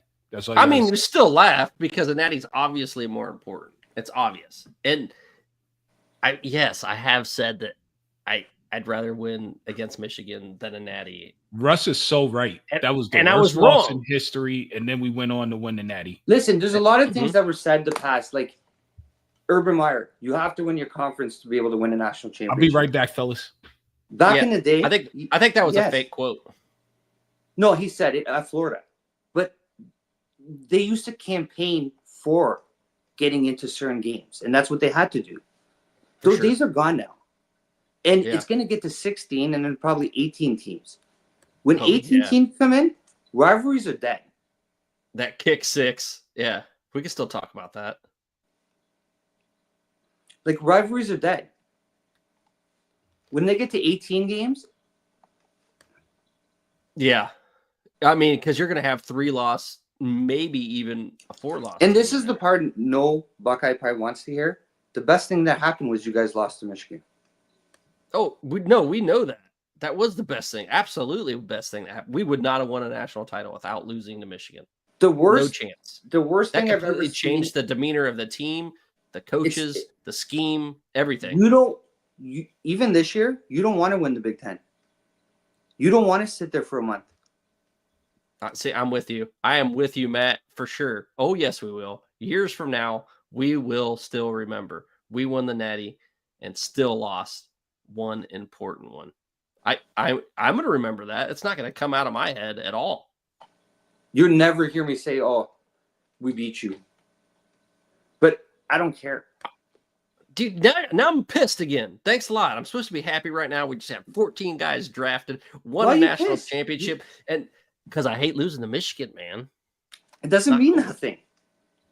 What did it mean? Kids aren't allowed to go there. So listen, you hate losing to Michigan. You just said it was because of you lost to Michigan, you won a national championship. You had a better road because you didn't sit there for a month because you lost to Michigan. You probably wouldn't have won the national championship if you didn't lose to Michigan. Repeat that. We had a better road because you don't want a month off. I'd rather not play in the Big Ten championship. We had a month off. No, you didn't. We had one less day off than Oregon. Yeah. You played how many weeks before Oregon? We had 21 days off before our playoff game, and they had 22 days off before they played us. Yep. There's no We still difference. Oregon lost to a better team. Where's Mike? There's no way that math works out. It is. Yes, there's 100% chance. When was the last time you guys played when you guys played Michigan? Huh? It was November 23rd, wasn't it? It was the week before. Go ahead. It was a week before the Big Ten championship game. Oh no, December. No, it was November. No, 23rd. he said, when was the last time we played before Team Up North? We played the week before that game. So they had 25 days off. We had 21. If they would have played the 7th. December 7th? Yeah, so 25 days. Then you guys played what? We had 21 days off in between the Team Up North game and when we played Tennessee. So we're not going to be crying and pulling straws over 4 days. I don't know. That just shows the naivety of Dan Lanning and that coaching staff. I would that much they rather didn't play, use their time properly. It's just for me, I'd much rather play the home game and then play on New Year's Day than sit there. Well, you got to also remember this. I love this if I can. Taco Hut. Scum didn't help us win the Natty. I don't give them credit Taco, for man. I love Taco. I love it. That's awesome. So here's the thing for me. We had to play Tennessee, who had this gauntlet of defensive line talent, which they did. They had a great running game in Dylan Sampson. And then they had a young quarterback with a lot of upside that could run. And nobody knew he was that tough. We had all guards. We were rotating the O-line for the first time. I never heard of anybody rotating the offensive line, and we destroyed them. We did it all in 20. We did the same thing in 23. We rotated the offensive line and defensive line like it was hockey shifts. Yeah, you guys did. We've never done that. That's the best thing. If you can do that, that's such an advantage. But you have to have the dudes to do it. But we were forced to do that. That was never the game plan. You guys came in with that game plan. But that's all it does is help. This is another thing. Hey, since we're on this topic, there is one thing I can complain about with the way Ryan Day runs his team. You got to get reps to these backups, especially at quarterback. Like these guys should be. I think he learned that. Yeah, but you guys had a lot of guys. You guys had a lot of guys last year get reps because of the blowout. Not at quarterback. Devin Brown was getting all the reps, and they knew he was transferring too in the Tennessee game. Like, why?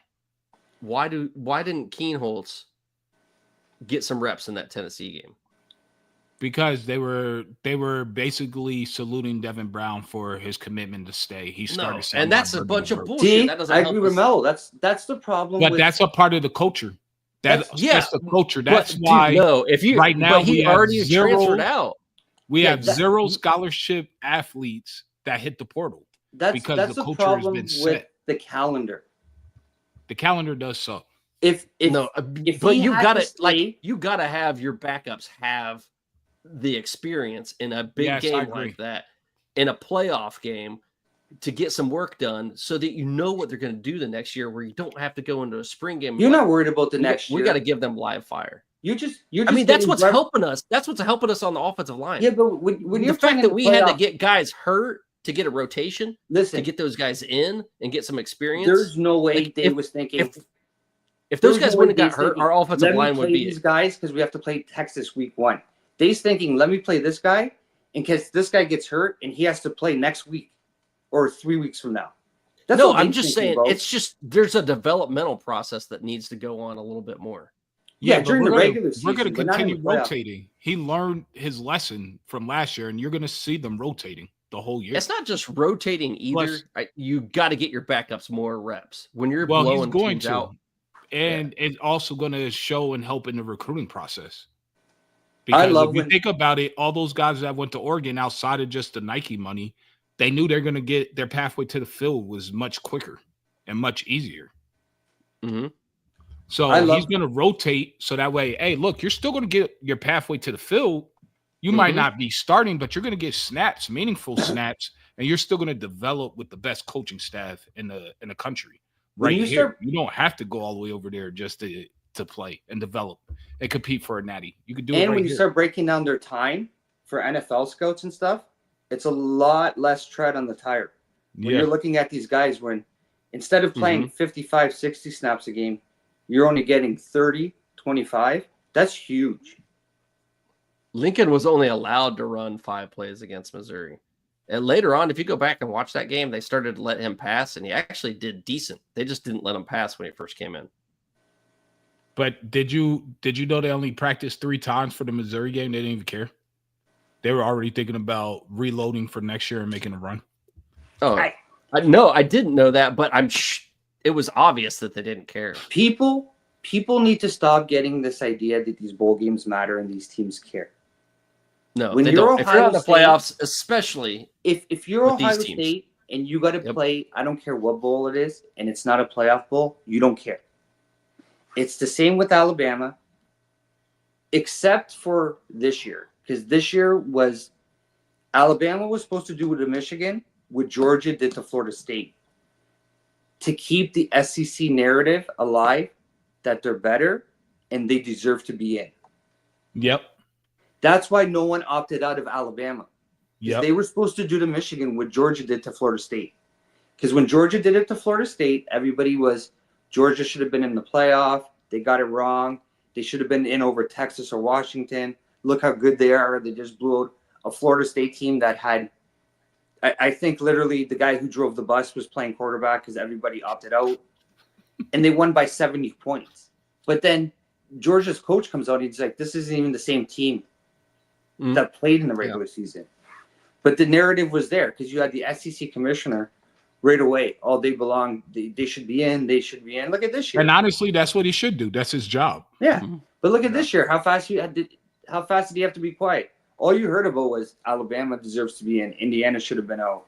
South Carolina deserves to be in. Indiana deserves to be out. None of these teams belong. Then Alabama and Indiana both lost. When was the last time you seen the SEC commissioner talking? You don't. And that's exactly why I don't want automatic qualifiers. That Unless makes Ohio no sense. State's there. No, I don't want conferences to get an automatic qualifier. It should be because if they're good enough, they should be getting in. I would like it if yes, I'll give that. If you win your conference, you in, but there should be no automatic seats. That part. Correct. Because then you save. If you win your conference, you're in, then the conference championship games still mean anything. All of it is now is like college basketball. No one cares about if you win the Big Ten. No one cares if that Michigan won the Big Ten tournament and Michigan State Conference won. championships are dead too. They don't mean nothing. It's like the only way you do it is if you get seeded by that and you have more of a conference kind of playoff, like 3 and 4 play each other, 1 and 2 play each other, and then you get your seed based on that. No, I just like it. You win your conference, you win on the field, you win your conference, you get an automatic place, but then it's seeded because Arizona State won their conference. Should they have been in the playoff? Probably not. They had 3 losses? They shouldn't have been in, but they won their conference. So you put them in. Yeah, they should have beat Texas. And put them at 14. Yeah, put them where they belong. Yeah. Absolutely. I think everyone agrees with that now.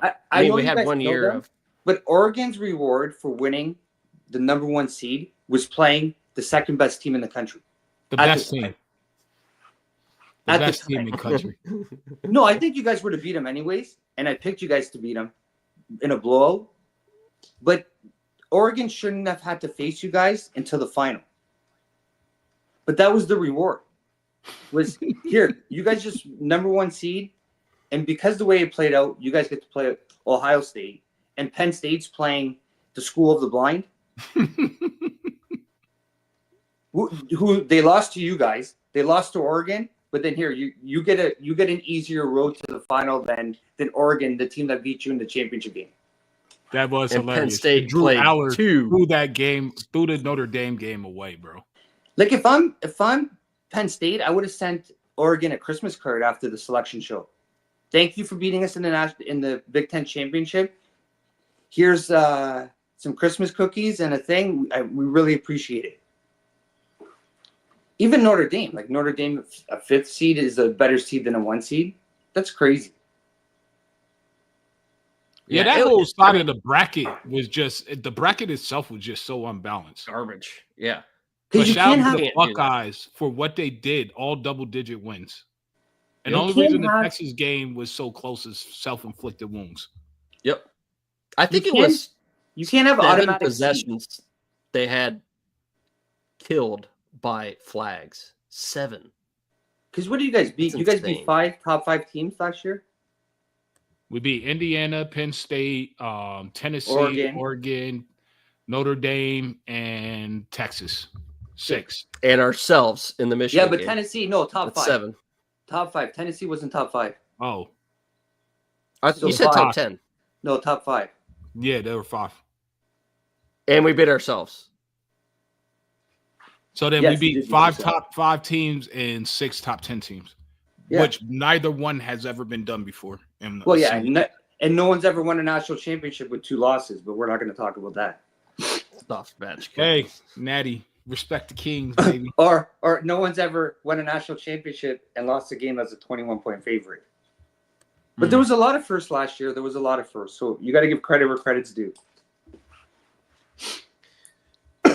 No, that's an amazing run. Like 5 top. Doug, I am 100% right. Trust me, they're rotating. They're definitely rotating on. They're definitely rotating on offensive line. And they're rotating everywhere except for quarterback, unless it's a blowout. They did say that, and they've been doing it in practice. But they've also said that that's something that they've always done in practice, having an A and a B position. There are some guys that aren't going to play. Like Ethan Oniawa, he's playing tackle. There's no other position he's playing. Yeah. He's staying there. And I'm trying to think.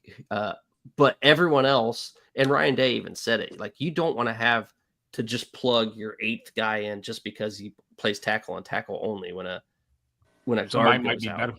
I think you're going to see you got to have your 6th man coming in on the offensive line. I think you're going to see a lot of that too with Michigan on defense, where you're going to see a lot of rotation. Because of some of the guys they brought in the portal, like Payne and Williams, you're going to see a lot of rotation on defense, like you've seen in 23. Which should be good because you're going to see a lot of nice matchups when Ohio State and Michigan play. Who should we be watching for? I don't know what this is. Is this someone else? Steve, tell them about the time we had. I think somebody. It was great. Yeah, I think so too. Great time. What was that, Melo? Just can you tell me who you expect to be elite on the defensive line for you guys? Oh. Rashad Betty's going to be good. Rashad Betty? Yeah. Let me see. Let me bring up the actual defense. I got it here. I like TJ Guy. He played a lot last year. Derek Moore. Jashawn Betty's going to be good. Ernest Hausman's going to be good. No, he won't play. Dominic Nichols, I like. That's actually pretty good. The transfer from Clemson, Williams, the transfer from Georgia, Payne. I think both of them are going to be good. From where? Georgia? One's from, I think, Georgia, and one's from Clemson. The one from Georgia is trashy. He looked good at the spring game. He looked like he had. Yeah, but he was going against your O-line. I don't think your O-line's that good. The O-line has question marks. I'll tell you that. There's 3 guys I could see starting, and the rest I don't know what they're going to do. Who's starting at quarterback? If it was me, yeah, I would start Mikey Keene.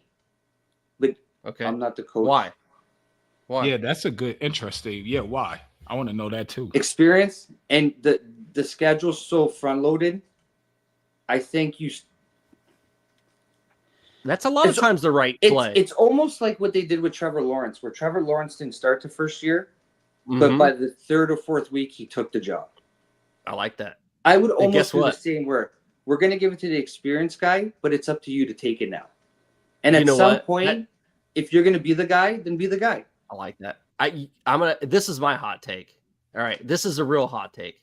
I think Ohio State's going to do the opposite. What do you mean? They're going to end up with Saying starting, and they're going to flip it to Keen Holtz by the 3rd game of the season. You don't want that because that means you would have lost the game. Yeah, we're going to lose to Texas with Saying because of turnovers. You really believe that? That's just, I believe it. Yeah. Nah. I can't see you guys losing to Texas. I'm sorry. If Sayin loses the starting job, Tavian St. Clair is coming in. Julian Sayin is going to be the starter. And I'm going to tell you right now, the competition hasn't been really as close as they're making it out to be. So is this whole Kehoe's? That was going to ask you right now. Is this for real? Like this quarterback battle, or is it just it's saying they're just making it look like it's a quarterback No, it's battle? a real battle. It's absolutely a real battle. If you go watch them in the spring practices and you watch how Keenholz can run the ball when there's pressure, it's a lot different story than having no defensive stunts and having all day long to throw. When you throw under pressure is what makes you a good quarterback. There was zero pressure. Go back and watch that spring game. Zero pressure. Now, that doesn't make up for the fact that Keenholz missed some wide open dudes. But again, you're fighting for your position in front of 40,000 people. Your adrenaline's pumping. See, I find this interesting because now you're going to overthrow some balls. balls. Close, but Steve's saying it sounds like it's neck and neck. Yeah, that's if you watch the spring game, it's completely over. But go back and watch the spring game and see how many times saying the problem with saying is when he's pressured, he makes mistakes. That's why they put him back in the 2-minute. Look, you got to read the tea leaves. Who came out with the team in the very front of the line with all the captains? Keenholz. Who got the first snaps? Keenholz. Who got the first snaps at half? Keenholz. But then they put Sang in for that 2-minute drive. And I was like, oh, because Day's seeing the same thing that everyone else saw the spring game. Like, dude's lighting it up. Let's see how he does in 2-minute. Put some pressure on him. So let me ask you this. Do you think Devin Brown transferred because he thought Keenholz was going to beat him out? No. Okay. Do you think Aaron Nolan transferred because he thought Keenholz was going to beat him out? I think Aaron Nolan transferred because everyone was better than him. So this is where I'm at. They've had a whole year to watch them, right? A whole year of practice. All last year, all you heard about was Julian Sayin. Last year, Julian Sayin had jumped Keenholz in a depth chart already. When the Bullets were live in front of the audience, it wasn't even close. Julian outperformed them. So what I would say is I think Julian has a significant lead on Keenholz. And, of course, Ryan Day is going to say, and granted, yes, you've been to practices, so I can't say what you saw is what you saw. But, of course, Ryan Day is going to say it's a competition because then you're down to Julian Sayin and Tavian St. Clair and nobody else. So you actually need Keenholz just in case Sayin gets hurt. Sayin doesn't get hurt. I think he's the starter from the beginning to the end. If Sayin, and this is where I'm going to go with my hot take, if they move on from Sayin, I think TSC jumps Keenholz and is going to be the quarterback. That's just what I think. If they move on for Sayin, I think things went really bad. And yeah, I would agree with Mello that you would have to go with whoever's going to give you that boost. But with that being said, I think we're going to beat Texas because our secondary, they're not throwing on us. The linebackers are ridiculous. Yeah, you got that. Dude, our defense is a lot better than people believe, and we didn't pick up any DTs. The hell out of Arch Manning. Yeah, we didn't pick up any defensive tackles. It's in the portal, which is a race to 20 for Ohio State. If Ohio State gets 21 points, I think every game's done. I think the offense is going to be better than last year. At least the running game. The running game is going to be ridiculously good, and we have the wide receivers that if you could get a quarterback to just throw the ball in the air, they're going to catch it even in coverage. That's Julian Sayin, and from what I heard, I'm not going to say any names. I'll tell you offline if you want. But what I heard is the offense is going to be better than last year's. And this is coming from someone that Ohio State wants badly on their team. Yeah. I heard running the back. That's what I heard. I heard they need to find a replacement for Jack Sawyer on the end. Well, didn't they just get him from that kid from North Carolina? Yep, exactly. Yep. And Kenyatta is going to be a double-digit sack guy. Is going to look more like the traditional edge rushers that you're used to seeing, and it's going to spell a lot of trouble for everybody else. I'm telling you, just get your popcorn. If they stay healthy, don't be surprised if it's another run. Oh, it's going to be a good team. They have all the talent in the world. It's just putting the experience in place that they don't have from last year. And I hate when people say last year. I hate that don't be surprised. If anybody's surprised if Ohio State's that good again, I don't understand why they would be surprised. Well, us three won't be surprised, but there's a lot of Team Up North podcasters and UGA podcasters and everybody else that are doubting that it could come back. There's Josh Pate also out there that's kind of doubting the team a little bit.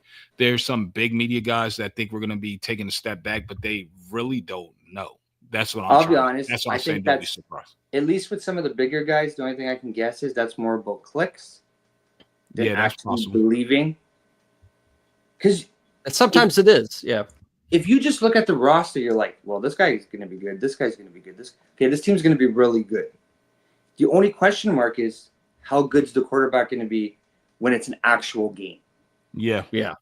And that's what we need to see. We need to see these guys under in fire. practice because you know they're not going to get hit. In the spring game, there was no blitzes. And you're going to play teams that are going to play NFL-style defenses. And can the quarterback read the defense? Because that's a big part of it, too. Yeah. Mm-hmm. And this is another reason why I don't think it's that close, because of what you just said, Mike. Last year, Ryan Day said Julian Sayin is a savant. He said he's never had a quarterback as smart as him ever. And we had C.J. Stroud. He had Dwayne Haskins. He had Justin Fields. He said nobody could touch him in terms of his intelligence.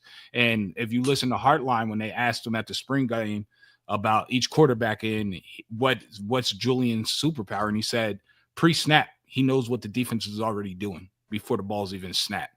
I don't think the competition is really that close. I'm just that's what a lot of them said about Underwood too.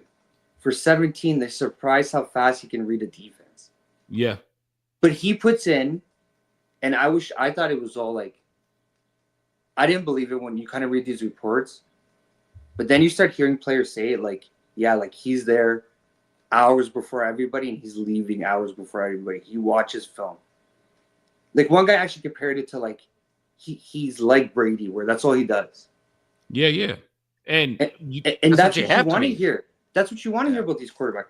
Those are the successful guys. Well, Julian Sain's been doing that since middle school. He's been because it's his trainer. He had C.J. Stroud's trainer since he was little because they're out in the same area. And he was dissecting his opponents, the whole entire game plan. That's why when he came into Ohio State, he already knew almost, I think they said like 50% of the playbook. He could draw up the plays on the board immediately. Because I remember Brady, that's what he said his superpower was. He just watched tape and understood more than anybody else. He knew the telltales. You ever hear how he was talking about how he knew when Ed Reed was going to blitz? Yeah. Like he was like, it was just one little subtle thing. And he knew that for everybody. Yeah. His foot. If he moved his foot a certain way, he knew he was going to drop back a certain way. Yep. And he knew Did he had Underwood things wide open? Did Underwood look fat? No, not at all. All right. He didn't have his beer belly. He's a big boy. For 17, that picture, it had to have been the way he was bending back to catch the ball with one hand. Yeah. He walked by me in the tunnel. He didn't look like that. He didn't look like no unfit, not ready to play football. I mean, it could have been an altered photo too. You never know. Why would they do that though? You know, Tyler Lewan and whatever. If they got it from somewhere, you know, and they just it was from their film when they went to the was it? Okay. North. Yeah. It was the way he was bending back, I think, because he didn't look like that in that tunnel. Mike, next time you're around him, I need you to ask him one question. Be like, why didn't you go to Elite 11 finals? Was it because you got cooked at the Elite 11 Vegas by TSC and you were ducking? I would ask him that, but I like having credentials. So I'm just not gonna. I'm just joking, man. It was joking. I don't need. But if I happen to get to know, you could ask if there's a reason. Maybe I can ask him for his you phone can number. say, is and there a make reason why you didn't go to the 11? Yeah, Elite 11. Yeah, why did you miss the Elite 11 finals? I'll ask him. You know what though? With those two, it should be a fun 3 years. Oh yeah. Well, I don't know, because if Bryce starts now, we have Julian, probably 2 years, right? So if Bryce starts now, we only get 1 year of them. Yeah, but you never know, because if St. Clair's everything people think he is, you don't think he's going to take the starting job by next year? I don't know, man. It's going to be a battle. Dude, he could. Because if you go He's watch Julian saying, and I know they just did this with Dante Moore today, and it was the most absurd thing. They compared Dante Moore to Aaron Rodgers. Their throwing motions nothing alike. But Julian and Aaron Rodgers are just alike in terms of their arm angles and the flick of the wrist, not the same size or body length, but in terms of arm talent, is the same. Tavian has arm talent as well, though, and he's big and he's fast. So it's going to be interesting to see what happens. It's going to be basically who could read and dissect the defense better. And right now, because now you're starting to see a lot of these Big Ten teams bring in NFL guys. Yeah, and I like it. Yeah. I like having, because even I hate because it's an Ohio State podcast, but that was Michigan's advantage in 23. Is that there were so many moving pieces to that defense. Because even after the game, Nick Saban said it. That defense you can't read that defense. You had guys moving all over the place. Yeah, because they knew where the play was going. He was gone 12 weeks before that. Can you stop? All you told me was, they didn't change their signs. For 6 weeks, this is the only reason you won. This is the only reason you won. We're going to kill you. We're going to kill you. We're going to kill you. We lose, you cheated. We should have. No, this year. 2 years ago? Yeah, I mean, you did cheat, but ago. I won't say that's the reason we lost. We lost because Donnie tripped over Seth's ankle. We lost because a bad throw on a slant the ball should have never been thrown. You had two offensive linemen staring at the sun. We lost because the last play. Will Johnson got cooked and he tackled Marv before he could get away. Marv still made the catch. It's always an excuse. You lost because you lost. We lost because you made more plays, bro. Because you lost because you lost. We lost because we made less plays. That's why we lost. But also, you had a generational Michigan team, and Ohio State played you better than anyone else that whole year. What's that? At your home, Ohio State played you better than anyone else the entire year. Lost by what? We lose by 3? No, 6. It was 3. Yeah, at your house. 6. That's like a pick. No, it was 3. No, it was last year. Because they were gonna. 6 was the year before. Because we kicked the field goal to make you have to go for a touchdown. I think it was. Oh, it was maybe one that was possession, true. whichever it it was. was. It was one possession. Yeah, you're probably. I think you are. Listen, right. at the end of the day, whoever won that game was going to win the national championship. Yeah, no doubt. I agree with that 100%. And if we win that game and we win the Natty, then I don't think we win the Natty this year because I think none of those guys stay. No, 100%. They would have no reason to stay. Michigan was built on senior talent coming back because they got paid. Ohio State last year was built on senior talent coming back because they got paid. Nah, they did. They came. Yeah, they got paid, but they also didn't do anything. They hadn't accomplished anything. Penn State is kind of built the same way. The only problem is I don't think they have as much talent as the 23 Michigan team did and the 24 Ohio State team. I agree. What do you think about that wide receiver they got from Syracuse? That was a good pickup. They needed it. No. I don't know anything about him. I'm not even going to lie. That's why I'm asking you guys. The problem with Penn State is I don't think Drew Aller's that good. I agree that. I don't think he throws a nice ball. Like some of the throws, he kind of reminds me. I really don't think he has any receivers to throw a deep ball to. And you can have a coffee, sit there, go get a cigarette, smoke a cigarette, and then catch the ball. Like it doesn't have that zip. Like when you look at some of these quarterbacks who throw a deep ball, it's on the money, it's fast. His kind of seemed to float. And he plays for James Franklin, who's won 3 games against top 5 teams. Like it's just. But they got Jim Knowles. Yeah, Jim Knowles They already had a good defense. defense. Jim Knowles They is probably didn't looking at Ohio State right now going, what was I doing? What was I thinking? He wasn't a You know good what fit culturally. With that Penn State transfer, though, it doesn't matter if he was good or not. They just need bodies. They need wide receivers. They need someone. They did to the come same. They had that same strategy when they took Julian Fleming. That didn't Yeah. work out. But That's they why need- I want to know. and Is I he think actually But Julian good? Fleming didn't produce. This Pena, he produced. Penn State's going to be really good defensively. People who don't think they're going to be a top 5 unit defensively, I think. Oh yeah, no doubt. Offensively, Why did everyone? they're Why going to did be able everyone to leave run the ball. Syracuse? They're going to be able to run the ball. The problem with Do you them think is so? if Drew Aller can't complete passes, you can't run the ball against 7-man boxes. Exactly. That's what I'm saying. Do you If think you they're can't- going to be able to run the ball? I think if he can, he almost has to play like JJ did in 23, where it's not about a 20, 30, 40-yard pass. Mm-hmm. You need to be like JJ Make was, the plays when they 80% needed. Yeah.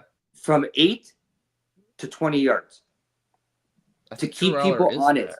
You don't have to complete the 20, 30-yard passes. I think But when he you is. throw that 10, 12, 15-yard pass, you better be completing it at 90%. I But think do he you is. think He their just makes bad offense- mistakes at big times. Do you What's think that? I think he is. Kolonicki's offense is designed to do that? Not necessarily. He's going to have to, because if you can't, at the end of the day, you can't coach the team you want. You have to coach the team you have. Yeah, but I mean that takes elite coaching to do something like that. Do you think that they have that? Defensively, I like Knowles. Offensively, I don't know. But they never had a defensive issue. They've always had elite defenses. Yep. It was top 5. I don't know. He was there, what, 1 year? Last year was his first year? Who? Tom Allen. Kolnicki. Yeah, I Oh. believe so. Yeah.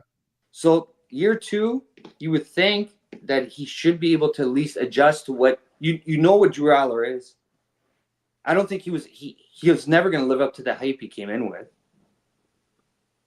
If I can see it, at least I'm no quarterback guru, and I'm never going to say like, yeah, I know more than these guys, but I don't like the way he throws a pass.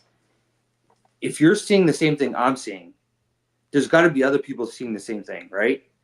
You would think that if you're coaching at that level, that you're seeing this and saying, okay, we can't do this. Let's do this. It's what Michigan did last year for the first 8 games. You coached the team you wanted, not the team you had. You can't do that.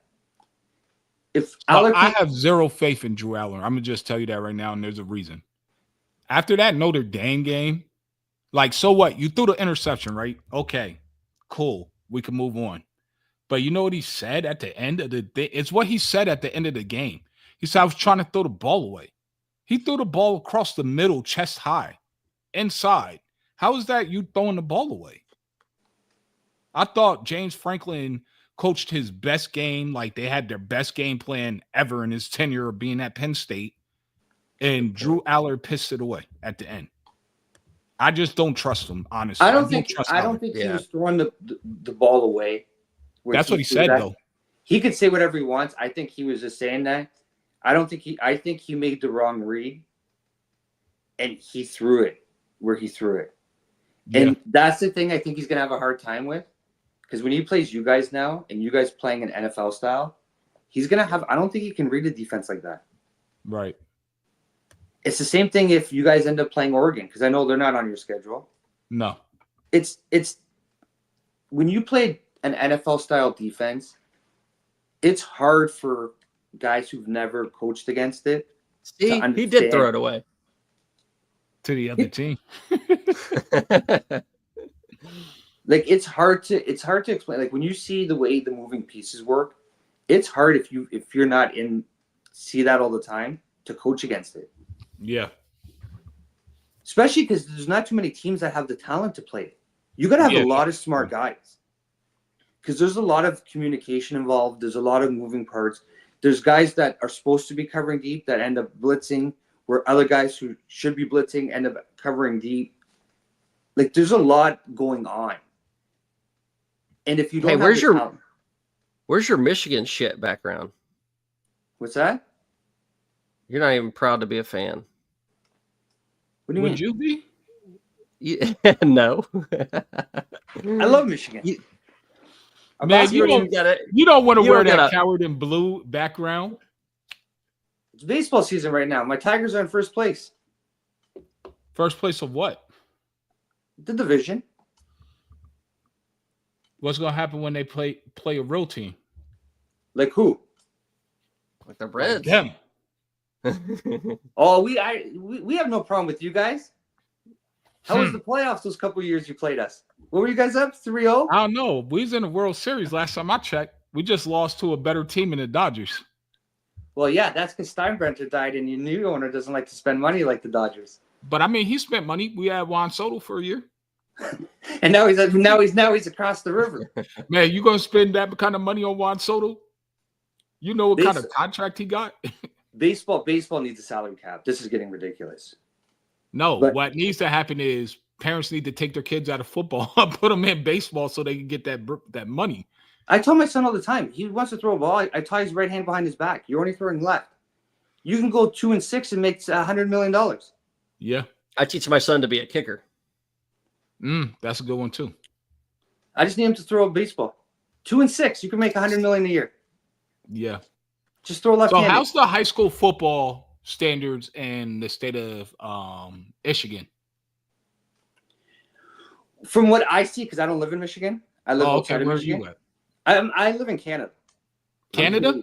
Yeah. What part? Windsor. It's like a suburb of Detroit. Okay, so you're right there. See, I used to party a lot in Canada when I was in the military. Okay. And Kingston. I used to party a lot in Canada when I was 18. Love Canada. I'm not gonna lie. I do. Yeah, like most people don't like. So Windsor and Detroit would be like if you go to Columbus and you're 2 minutes outside of Columbus. So like the best way. Did you watch the NFL draft last year? Yeah. Okay, that's 7 minutes from my house. Oh wow. It's like San Diego and Tijuana. So you might as well just say you're in Michigan. Yeah, like when I go away, because my wife's American, when we go away and people ask me where I'm from, I just say Detroit. Because I grew up going to Detroit, crossing the border. Like it's normal for us. Now that's interesting. So you grew up in Canada? Yeah. So how'd you become college football so deep into college football? Because Windsor is very Americanized. So like, okay, for example, like if you live in Windsor, you're either a Red Wings fan or a Maple Leaf fan for hockey. You're a Pistons fan for basketball. You're a Lions fan for football. You're usually a Tiger fan or a Blue Jay fan. And then you're either Michigan State, or Ohio State, or a Notre Dame fan. Because you're 4 hours from all those places. And we watch All-American TV. Okay, got you. So that makes sense then. So like, it sounds weird. You know how people talk about the 51st state? Yeah. Like Donald Trump. The joke is, well, Windsor wouldn't have to worry because they're already the 51st state. Because we do everything the American way. Yeah. Like I've been going to Michigan games since I was 4. There was people who thought I had to, when I first started doing this, people were like, oh, you fly to Ann Arbor? I'm like, yes, I fly to Ann Arbor. They're like, I'm like, I live 40 minutes away. They're like, you live in Canada. I'm like, yes, I live 40 minutes away. Yeah. And it's like when you had to explain that there's some parts of Ohio that are actually more north than we are. Places. Yeah. Like for me to go to Detroit, I go north. Hold on, what? Say that again? For me to go to Detroit, I go north. Wow. Now you making me want to pull up a map. I'm getting it for you. Because we got to educate some people. But that's why, because people always ask, like, how are you Canadian, like, follow college football like this? Like, that's all we grew up watching. You know what's cool, though? Your kids could have dual citizenship. They do. And decide to play for whichever national team they want to. They do have dual. And to have that option is huge. You have no idea. Trust me, I know as a soccer dad and a baseball dad, it's massive because it forces one of the country's hands. Like, oh, if your kid was on the cusp, it's like we could lose this kid and they're on the cusp and we might be able to push them above the fray. See, if I was an actual athlete and I tried to be when I was younger, but realized very early that I had no athletic bone in my body, because I was first generation, I actually could have played soccer for Canada or for Italy. But when I realized that I had 6 left feet and I can't really run that fast and can't dribble a soccer ball, that dream went out the window fast. But I definitely get what you're saying. Because I'm thinking about because my daughter's half Italian, so we're thinking about let her go play for the Italian national team, but she still wants to be on the U.S. national team, so I'll let her chase her dreams and leave that up to her. You know what's great for your daughter is that all these European leagues now have started women's leagues. Oh yeah, absolutely, and NWSL in America. Like Trinity Rodman is a beast. Like it's getting women's soccer in Europe's getting huge right now. Yeah, huge, and that's awesome to see for the girls. So we got 2 friends. They're playing in Serie A in Italy. Okay. Yeah. So and they're monsters, bro. Tori and Talia Della Puerta. What teams? What team was Tori on? She was on AC Roma. Milan. She was on Milan too, but she went to Roma, and then I think she's at a smaller club. I could look right now. That's awesome. She's on a smaller club now, but she's on the actual national team. Her sister plays on the U.S. national team. So Tori, when she went to the U.S. national camp, she's real alpha, right? And girls are not like dudes. There's no like, all right, we could go hard at each other, and then we just kicking it. They go hard at each other, and then they like, I hate you off the field, right? So they hold a grudge.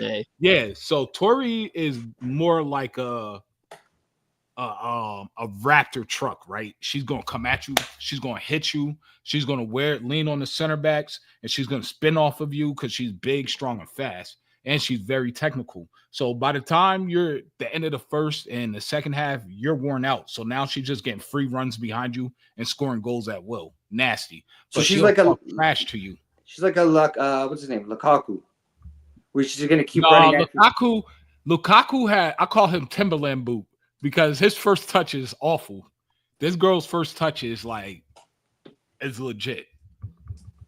But yeah, similar type of build and style of play, right? Where she's just gonna beat you up to the end of the game where then you have nothing left. And she's technical with it. Lukaku, like for a lower level, yes, he's technical. But when he was at Manchester United, I remember watching him one time. Pogba sent him a beautiful ball into him. And his first touch, he was just outside the 18. His first touch, I swear to you, I'm not even joking. I will never forget this. Went back to midfield. You know what Steve's thinking right now? How did the Buckeye backers just turn into steady-ass soccer breakdown of women's soccer? Listen, let me tell you, man. How do I get off here? How do I nicely get off of here? I'm on a football podcast talking soccer, and I'm about to lose my damn mind. You never thought a Canadian and American would start breaking down steady-ass soccer and like. No, I almost went to sleep. No, she plays for ACF Fiorentina now. Oh, Fiorentina? Yeah. Yeah. No, I don't. She was with AC Milan, her and her sister. That's the best player the men's team ever had, Gabriel Batistuta. Yep. Yes. You know him? This guy. Substantial Brandon? Yes, he's awesome. Oh. No more footy. They're going to start the Buckeye backers.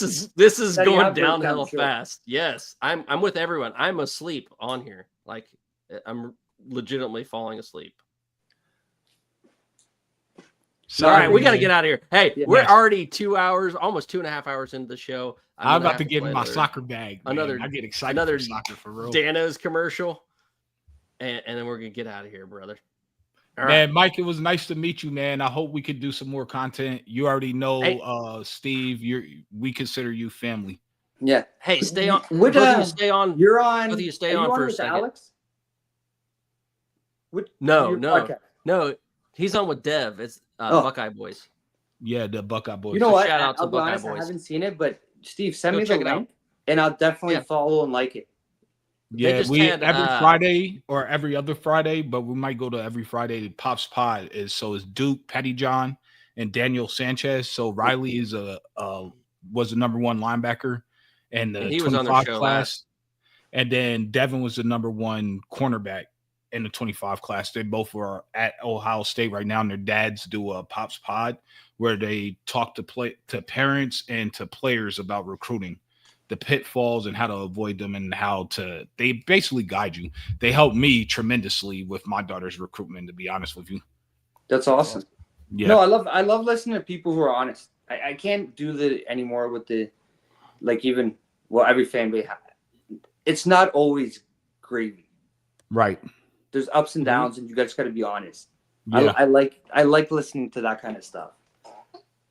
So for me, I think our weakness is just and this is why we have to rotate, is because the depth on the D line.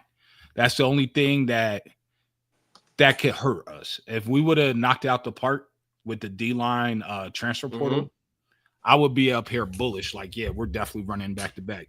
Do I think we can? Yes. I think I'm at a 90% that we can, but I need to see how the D line performs.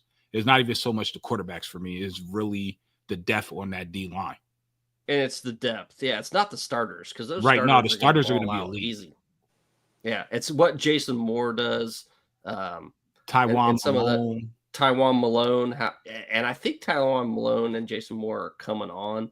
It's just we got to see it in live action. Right. They got to prove it, man. They got to take their knocks, and we got to see if they can hold up.